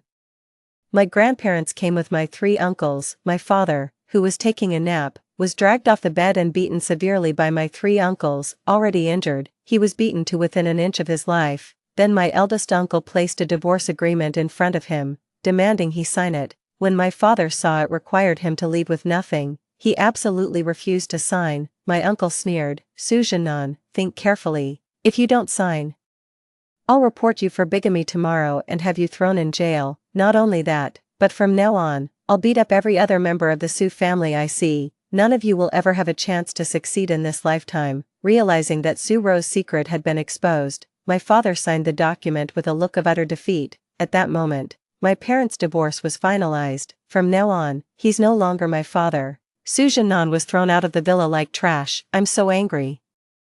If it weren't for considering Hanan, I would have made sure he went to jail. The uncles were furious. My mother had no time to grieve, turning instead to comfort my grandparents and uncles. In the end, my grandparents and uncles, out of concern for my mother and me, insisted on taking us in to stay for a while. At my grandparents' house, I felt a warmth I had never experienced before, so warm that I never wanted to go back. My mom also thought the villa was unlucky, so she sold it below market price. There was still over a month before Tsinghua's semester started. My mom asked me, "What are your plans next?" "Mom, I want to do an internship at a company. After dealing with the trash, making money is what really matters. I need to learn how to manage the company early, so I can inherit the family business." After hearing my answer, my mother smiled and said, "Perfect. That's exactly what I had in mind." 31.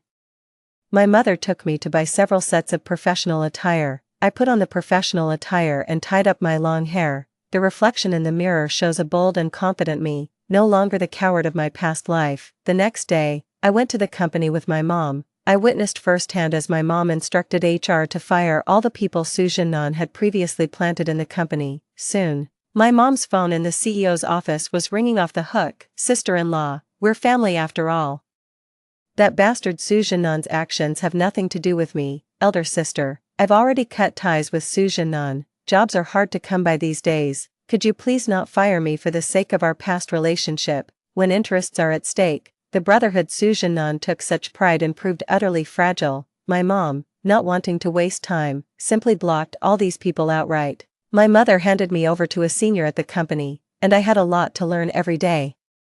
Amidst this busyness, the affairs of the Zhang family and Su Daqiang's family also reached my ears without fail. It's not that I wanted to hear, but the Zhang family scandals were simply too numerous recently, becoming common knowledge in the circle. After Su-ro publicly announced at my college celebration banquet that she was pregnant with Zhang Chuyang's child, Zhang's parents, feeling utterly humiliated, ordered Zhang Chuyang to cut off all contact with Su-ro. Whether it was Zhang Chuyang's deep affection or Su-ro's manipulative skills, he actually continued his affair with her behind his parents' backs. When Zhang's mother accidentally discovered this, she was so furious that she was hospitalized. At Zhang Corporation, several major cooperative projects fell through due to their disgraceful behavior, resulting in heavy losses. Watching the company's stock price plummet day after day, Jane's father was overwhelmed with anxiety. That's not all. It turned out Sue Rowe didn't know she was an illegitimate child who couldn't be exposed to the light. After learning that the meal-delivering aunt was her mother, she furiously scolded Su Jinnan and her biological mother for being shameless. In a fit of anger, she directly lost the baby in her womb. 32. Without her child, Su Rowe lost any chance to marry into the Zhang family. Her status in the Su family plummeted. She stopped being arrogant and began to coax Su Jinnan again. After all, Su Jinnan had money in his hands. Back then, the reason Su Jinnan signed the divorce papers with my mother so readily was twofold. First, he feared going to prison and was intimidated by my uncles. Second, he had a substantial amount of secret savings. But someone accustomed to a life of luxury could hardly endure watching his savings dwindle day by day. Lured by Su Laosan, Su Jinnan became addicted to gambling. Within just a month, he lost millions, wiping out his entire fortune. 2. I heard from our former villa neighbors that a disheveled Su Jinnan came looking for me and my mother at the villa. Unfortunately, the villa had long changed owners, and he couldn't find us. 33. Hearing people discuss those individuals' miserable circumstances again, I realized my heart remained largely unmoved. We've long belonged to different worlds. Regardless of whether their future brings fortune or misfortune, I'll keep striving to become better. On the day Tsinghua University started, Zhang Chuyang stopped me at the school gate. Henin, I've completely cut ties with Su Rowe. We grew up together since childhood sweethearts. Can you forgive me just this once? The ridiculous thing was, I actually saw a trace of genuine affection in Zhang Chuyang's eyes. Some people are like this, they don't cherish what comes easily, yet crave what they can't have. Sorry, I won't forgive you. Looking at Zhang Chuyang for even a second feels like a waste of my life. I walked straight past Zhang Chuyang and entered the school grounds. A familiar figure came into view. It's Qin Zhou. He's also holding an admission notice in his hand, as if waiting for me. Seeing me, he approaches and extends an invitation. Want to go register together? Okay. I nodded and walked side by side with Qin Zhou. Let bygones be bygones. And fear not the future. I will eventually become the person I want to be. Story 2. The strategy failed, so I just let it all go. I tied him up, had tender and affectionate moments with him every day, and even gave birth to a son for him. Finally, I died a tragic death in front of him. I enjoyed 5 years of carefree time happily, but then the mission suddenly restarted. As soon as I was reborn, I was grabbed by the neck viciously. The man's usually well-behaved face now had blood-red eyes.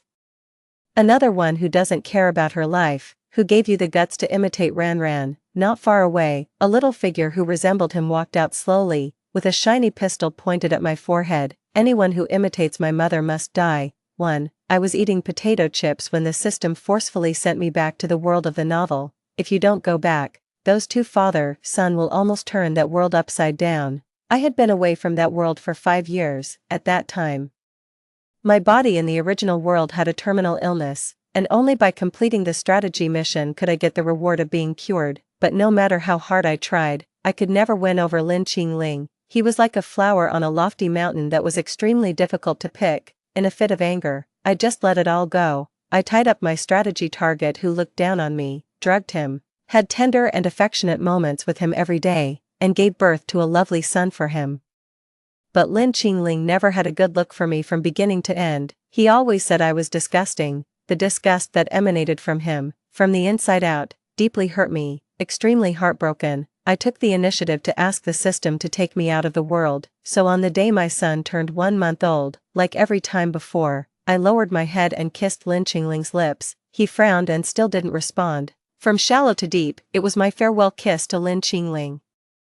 I took the key and unlocked Lin Qingling's handcuffs. Under his surprised gaze, I smiled. I set you free, Lin Qingling. What trick are you going to play this time? Lin Qingling looked at me with eyes full of annoyance. He hated me so much. My heart ached for a moment. To say I wasn't sad would be a lie, although I forcefully tied Lin Qingling home, after a year of living together day and night, with tender and affectionate moments every day, and my such dedication even if there was no love.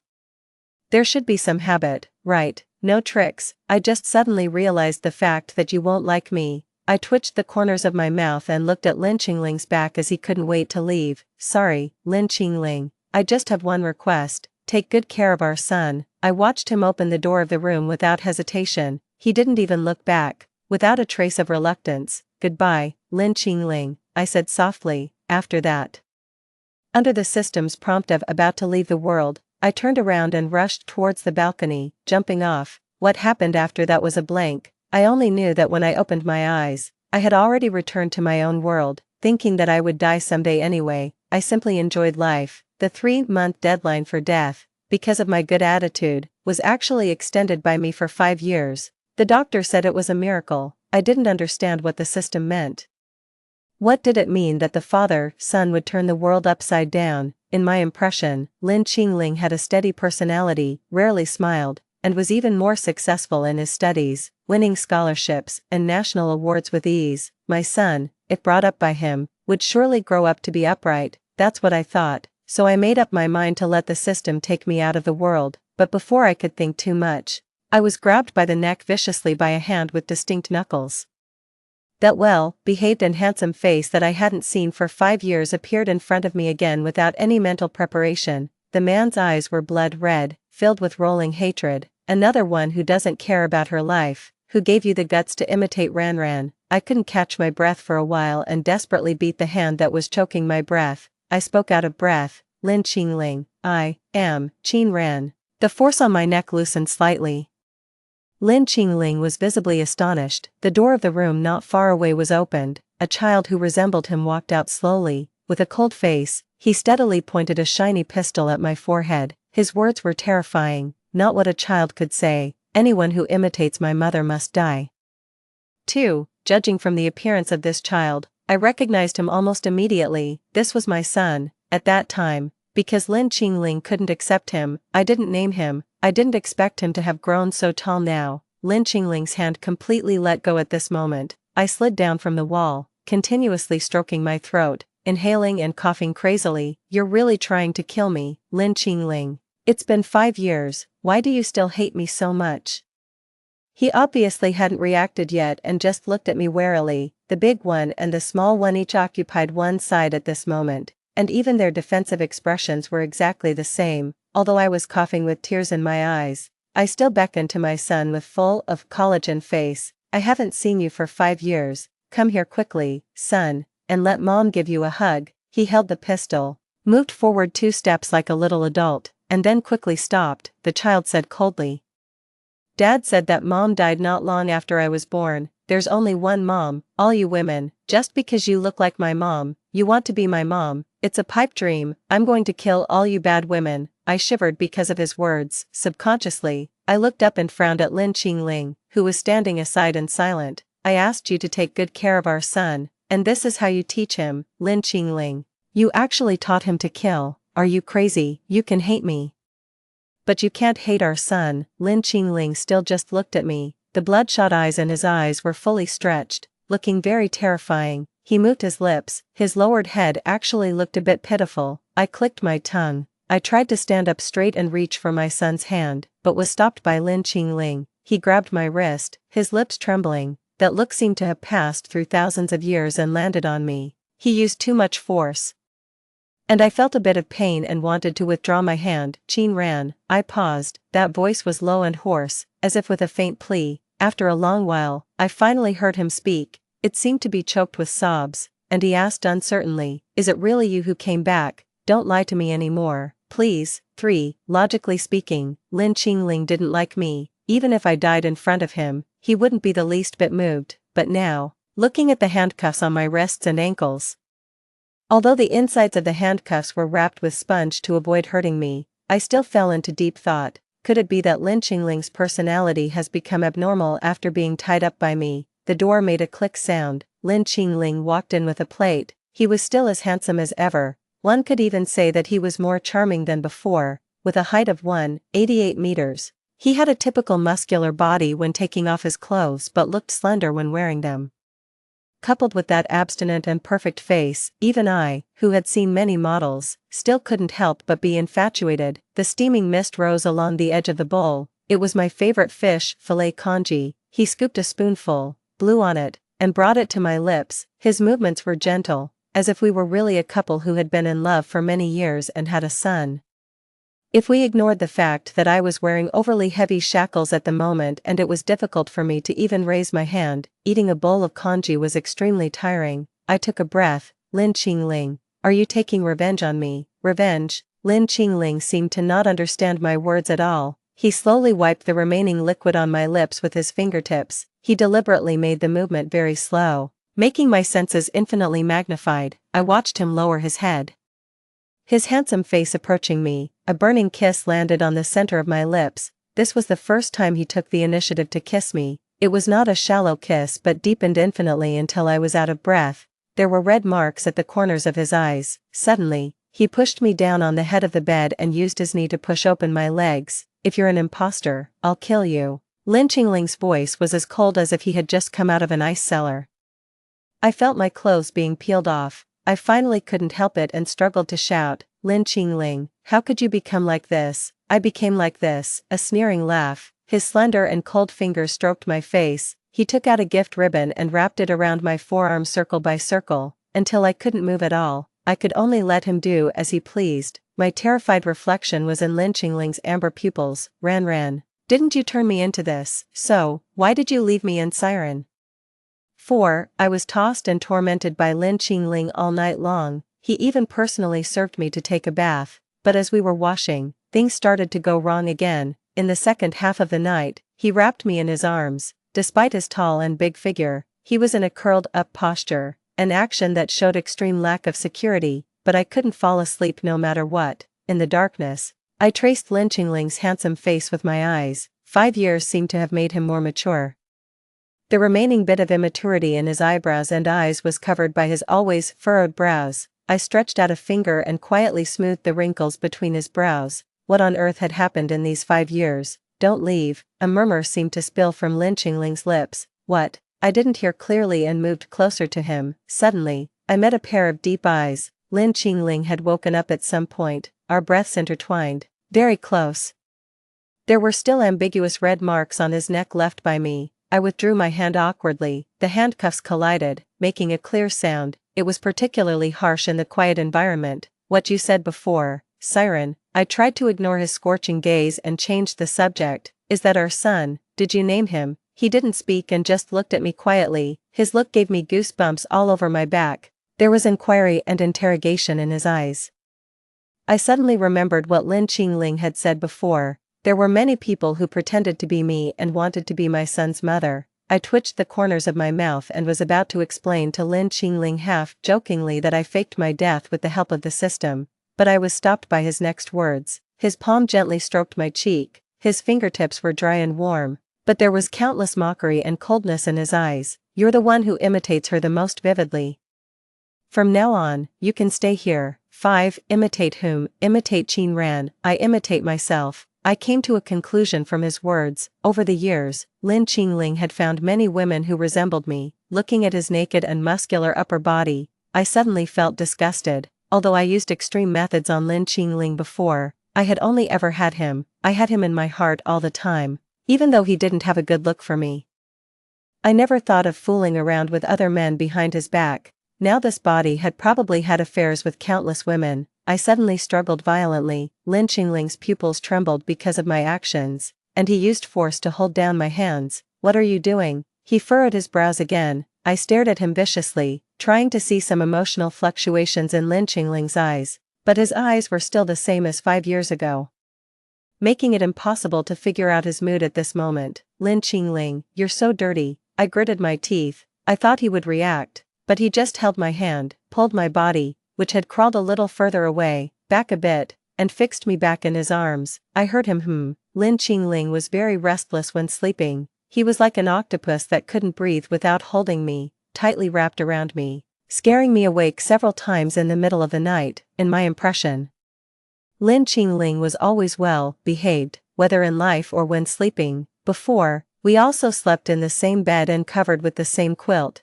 but there was always a very obvious dividing line between him and me, unless I drugged him. Otherwise, he would never take the initiative to cross that line, as if we were two completely unrelated people. What Lin Qingling was like before going to bed, he would still be like that when waking up. When I opened my eyes, I still felt extremely angry. 5 years ago, he felt extremely humiliated even if he touched me once. 5 years later, he had slept with countless women and still held those women tightly in his arms when sleeping. This made me, who was crazy about winning him over at that time, look extremely stupid. System, I want to go home. Why did you bring me back unaccountably? I was furiously angry with no way to vent, out of sight, out of mind. If this continued, I might be the one who turned dark. The mechanical voice of the system floated faintly. Are you sure? Host, Lin Qingling has become like this because you didn't follow the strategy rules, used abnormal strategy methods, and even died in front of him without permission, causing a great change in his temperament. The Lord God is very angry about this. This is your only chance to atone for your sins now. As long as you lead Lin Qingling and his son back to the right path, your body in the original world can survive. And the Lord God will give you a large sum of wealth, otherwise, your body in the original world will die immediately. 6. Well, now I have to continue, the system kindly reminded. Host, actually it's very simple. Lin Qingling's son is also your son. After all, you have a blood relationship connected by the umbilical cord. You can start with the little guy first and influence him with love. Children are easy to coax. A little guy who carries a gun and always talks about killing. I said calmly. The system fell silent. Look, even the system thinks it's difficult. Why do they have to make things difficult for an ordinary and poor person like me? In a daze, I fell asleep again. In my sleep, it seemed that something soft touched my face. I mumbled, so annoying, and waved away that strange feeling. Sure enough, that feeling disappeared. It landed on my ear and chest again. When I woke up, Lin Qingling was no longer in the room. I probed. And there was no warmth on the other side of the bed. He had been gone for a long time. Lin Qingling didn't untie the restraints on my hands and feet. I lowered my eyes and measured. The length of the chain could barely allow me to reach the bathroom, but it was obvious that Lin Qingling didn't intend to let me out of the room. I looked around. The walls were all white, and even the decorative wall cabinets were in cold colors, giving no sign of human warmth. It was very much in line with Lin Qingling's consistent cold preferences. I planned to get out of bed and wash up first. However, as soon as my feet touched the ground, my legs went weak and I knelt down. Fortunately, there was carpet laid beside the bed, so I didn't hurt my knees when I landed on the floor. This Lin Qingling, did he secretly drug me? I cursed while rubbing my waist, trying to stand up again. When I raised my eyes, I met a pair of watery eyes. The little figure was hiding behind the door, and only those eyes that were very similar to mine were rolling around in the crack of the door. He seemed very curious about me. It was my lovely son. Baby, come in, I called out eagerly. The child curled up his body, and those big eyes disappeared all of a sudden. He must have run away. I sighed in disappointment. The next second, the door creaked open. The little guy, who was not even as tall as my waist, walked in cautiously. His delicate and pretty face was full of vigilance, and there was also a contradiction of wanting to get close to me. I instinctively looked at his hands. Seeing that he wasn't holding anything, I felt relieved and beckoned to him again. Son, let mom give you a kiss. Although I was yelling at the system last night that I wanted to go home, but it was only when I truly came into face-to-face contact with my son that I realized how hard it was to cut off the blood relationship.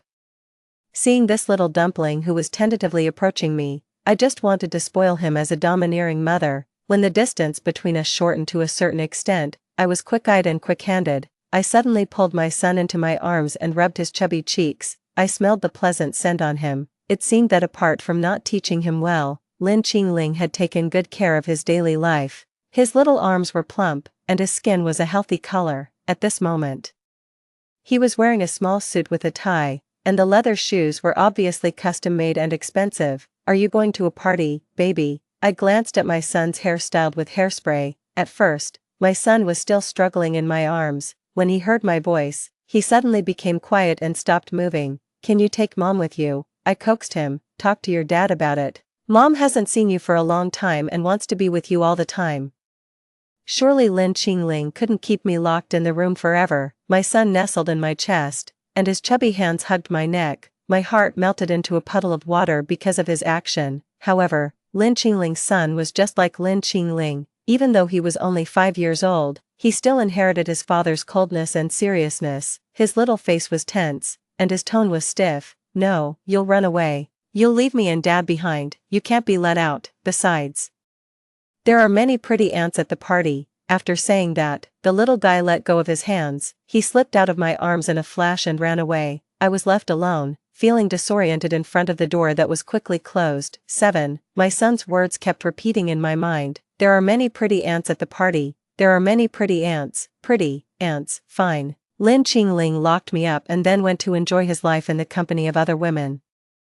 3 meals a day were delivered to me on time. The breakfast was my favorite fish fillet congee, the lunch had my favorite braised beef brisket and curry, and the dinner included my favorite snacks. It was as if the menu was tailor-made for me. The person who delivered the food was probably a nanny. She was of a certain age and very tight-lipped. No matter what I said, she wouldn't reply. She just put the food in front of me. I won't eat it. I asked her to take it away. She said expressionlessly, "If you don't eat, Mr. Lin will punish me." She showed me the scars on her arm on purpose or not. I widened my eyes. I tried to find signs of lying on the nanny's face. Unfortunately, everyone in the Lin family seemed to be cut from the same mold, and it was impossible to tell what they were thinking from their faces. After the nanny left, I clenched my fists and punched the bed as if to vent my anger. "You're really something, Lin Qingling. Not only are you abnormal towards me, but you also play the game of abuse. You're simply not human. System, I don't want to live anymore. I want to go back," I shouted. The system appeared helplessly. "Host, don't be willful." I frowned, and my eyes were sour. "Look at these father and son. One is looking for substitutes everywhere and locking me up,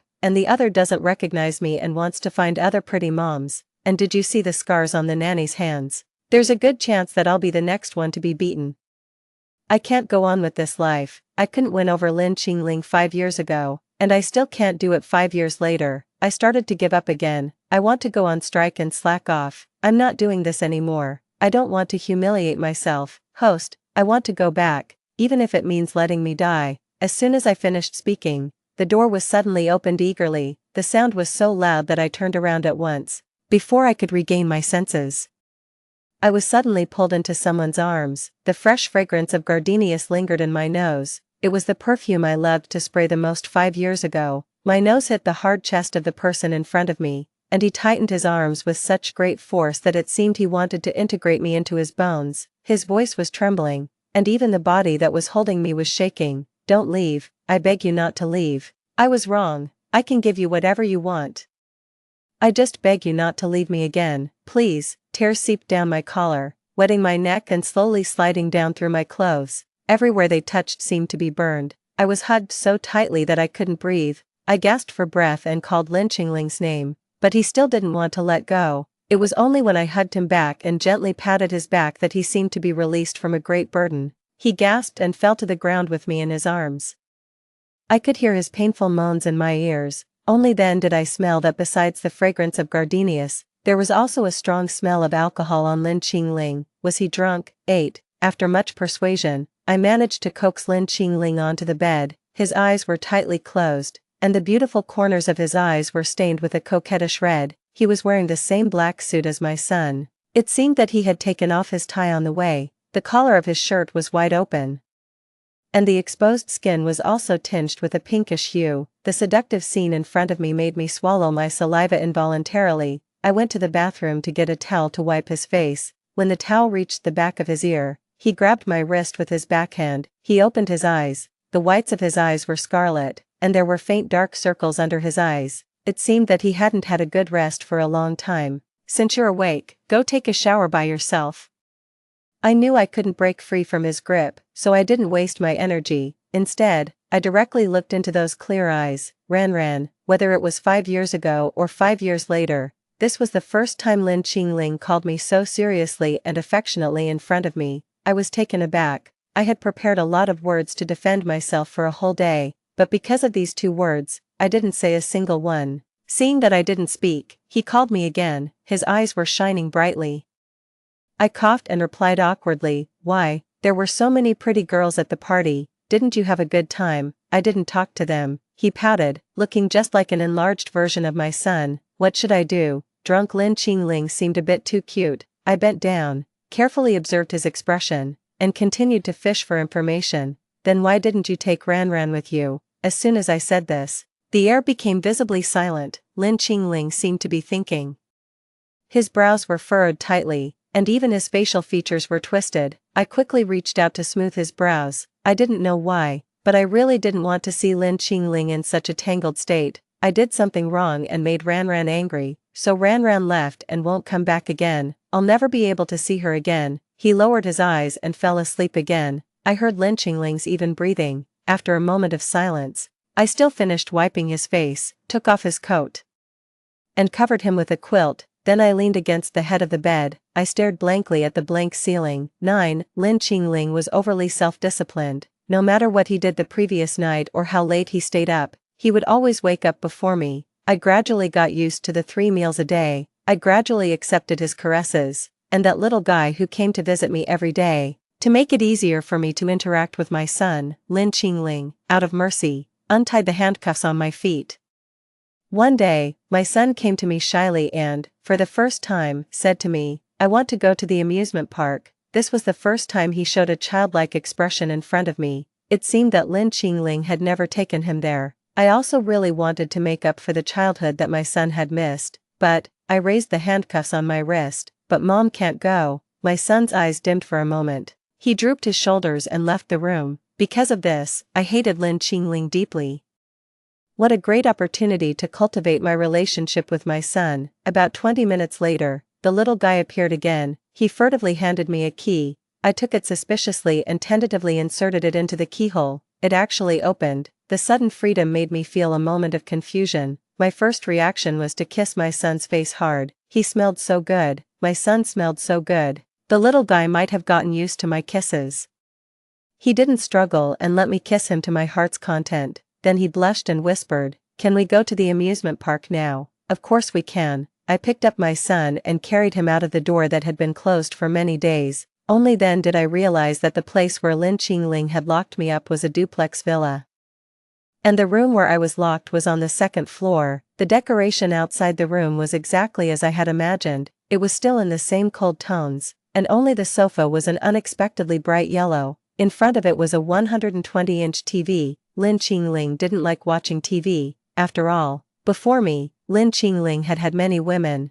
I thought sourly that maybe it had been bought for other women before. I didn't want to look at it anymore. I turned around and asked my son, "Have you seen Mom's clothes?" These days, I had been wearing different styles of pajamas, or sometimes I secretly wore Lin Qingling's t-shirts. I couldn't go out to play in my pajamas. I had originally intended to ask where the clothes I had been wearing when I came to this world were. But my son took my hand and led me into a room at the end of the stairs. This room wasn't as bright as the other rooms outside. There wasn't even a light installed.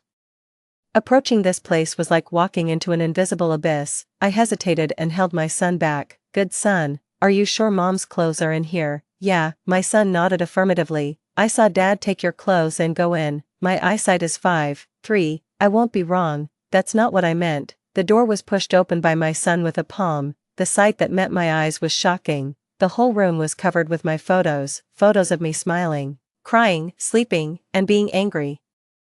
It was like the gathering place of a strange ceremony. The decoration and arrangement of the room were exactly the same as the room where I had locked Lin Qingling up 5 years ago. Even the little pig ornament in the corner of the desk had been replicated. On the bookshelf was a group photo of me and Lin Qingling when I had forced him before. His face was stiff, and he looked very impatient. I had a bright smile and snuggled up to him like a little bird, making a V gesture.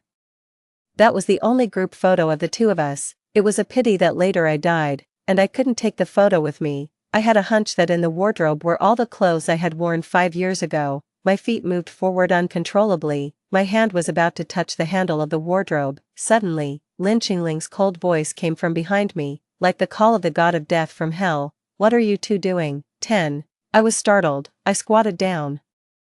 I picked up my son who was standing beside me and held him in front of me as a shield. "It was all my son who brought me here. It has nothing to do with me. Don't kill me to silence me." My son, Lin Qingling, walked towards me with the steps of the god of death. Each step seemed to be crushing the tip of my heart. I bit my lower lip tightly. My son's voice of pain came up from below. "You're hugging me too tightly." I quickly covered his mouth and whispered in his ear, "You're his son. He won't do anything to you. I'm just a dispensable woman. He can kill me if he wants to. I gave birth to you after 10 months of pregnancy. Even if I have no credit, I have hard work. you can't be so heartless, little thing." Lin Qingling bent down, his perfect face approached mine. I held my breath. I regretted it deeply. Why hadn't the first thing I did after the handcuffs were untied been to escape from the villa? Now, I had touched Lin Qingling's sore spot, with his character. I didn't know what he would do to me, however. The next second, I saw his hand bypass me and open the wardrobe that I had wanted to open. I turned my head. As I had expected, they were all my former clothes. There was also a beautiful goose yellow evening dress, which I had originally planned to wear to a dinner party with Lin Qingling 5 years ago, but later, there was no later. I let Lin Qingling go and even jumped off the building in front of him. "Lin Qingling, you must hate me, right?" I let out a deep sigh and, mustering up my courage, raised my head to look directly at Lin Qingling not far from me. Hearing this, Lin Qingling looked at me. "I pestered you, and when you ignored me, I tied you up and drugged you. I even gave birth to a son for you against your will. You must hate me, right?" Any one of these charges alone was enough to sentence me to death, but everyone has their youth. At that time, I truly liked Lin Qingling, with a bit of annoyance and anger mixed in. He moved his lips. I gave a self-deprecating smile. "Maybe I can't live for long, and that's probably my retribution. I'm sorry for making you suffer. You hate me, you finally got rid of me, and after 5 years, you have to see me every day again. Let me go, Lin Qingling, don't worry. Anyway, I'll disappear completely soon, and you won't have to be bothered by me all the time. You're leaving again." This angry roar startled both me and my son at the same time. Lin Qingling's face looked very grim, hidden storms and anger seemed to surround him, and he looked as if he was about to go crazy. Seeing this, my son quickly broke free from me and grabbed Lin Qingling's arm. "Dad, Mom won't leave, I'll stop Mom." My son was like an ant on a hot pan, so anxious that sweat poured down his face. When he saw that Lin Qingling didn't do anything further, he quickly ran over and grabbed the hem of my clothes. "Mom, tell Dad quickly that you won't leave, Mom.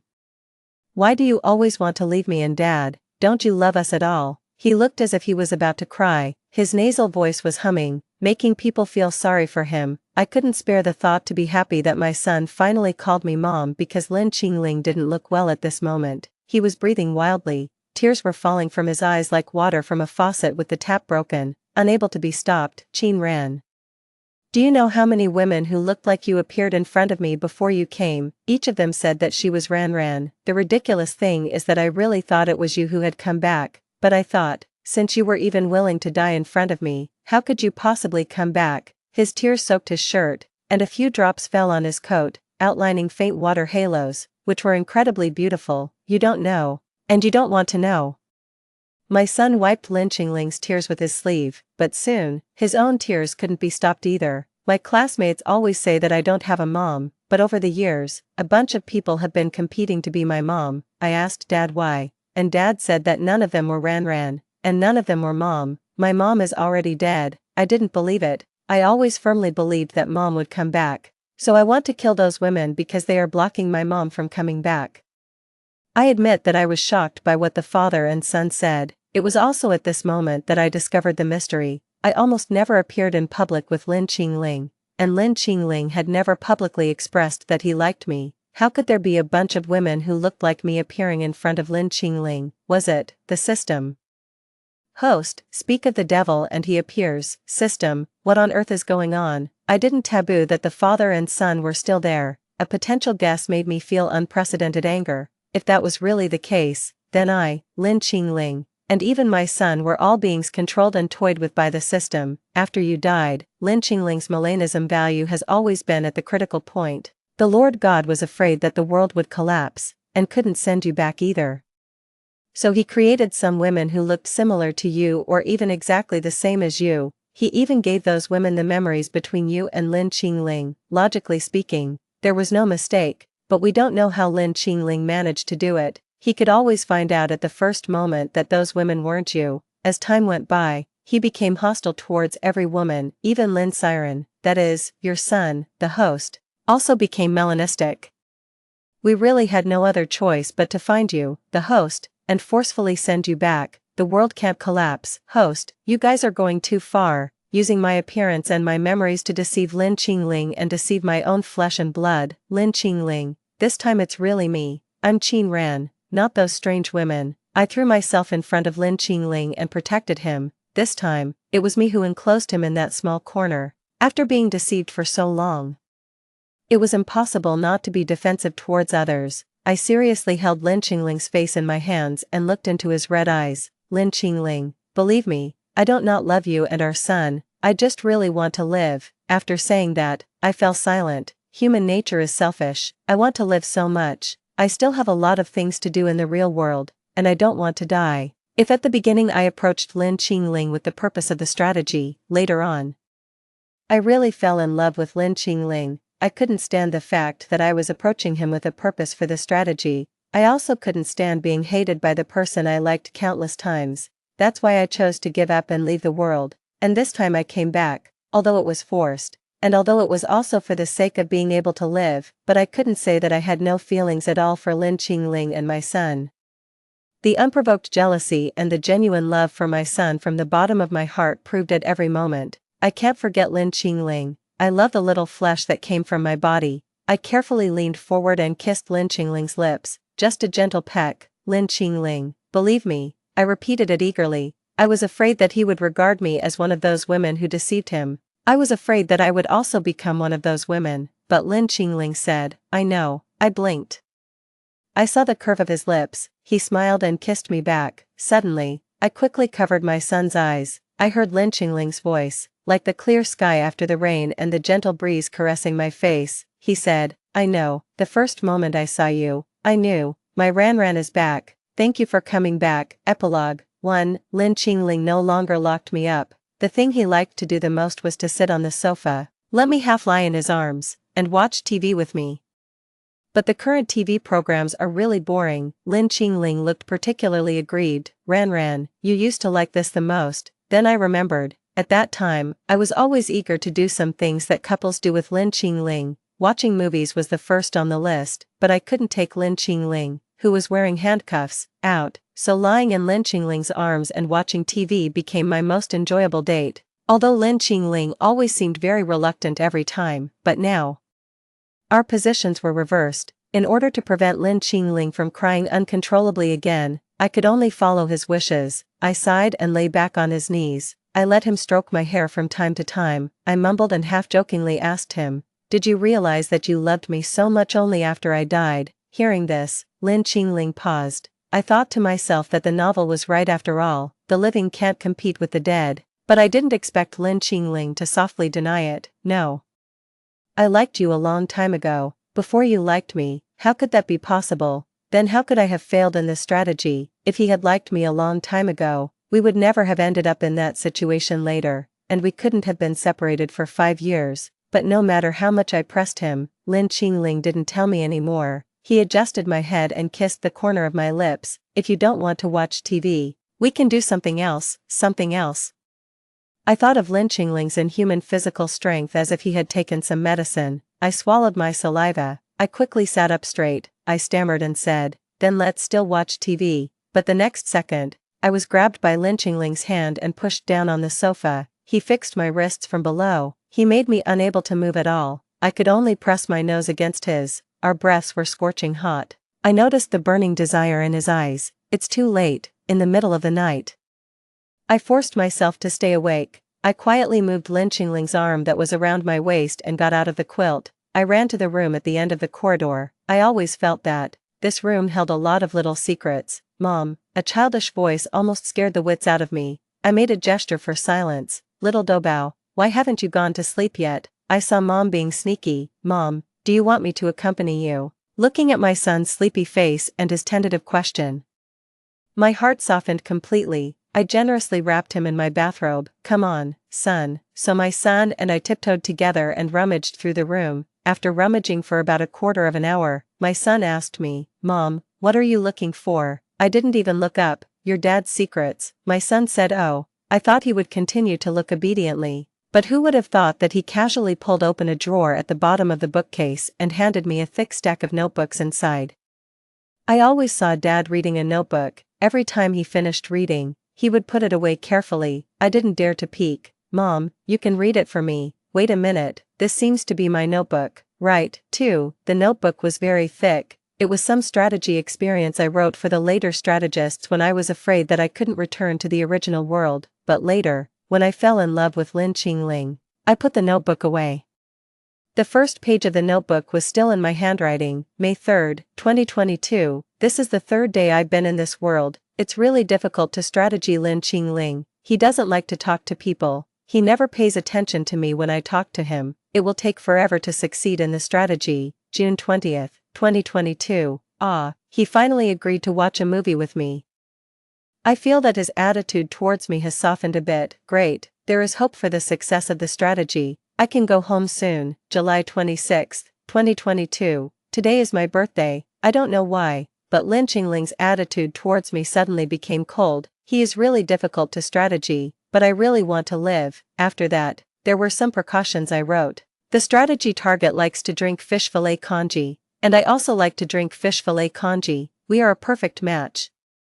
The strategy target always comes and goes alone, he should be very lonely. The strategy target is always bullied at school, I must protect him. When I hold Lin Qingling's hand, his ears will turn red, he is actually quite easily shy. I kissed Lin Qingling's lips, and he didn't push me away. Lin Qingling is not very good at kissing. I flipped through the notebook further, until I saw a page with unfamiliar characters. The handwriting was vigorous and elegant, there were only 7 words on this page.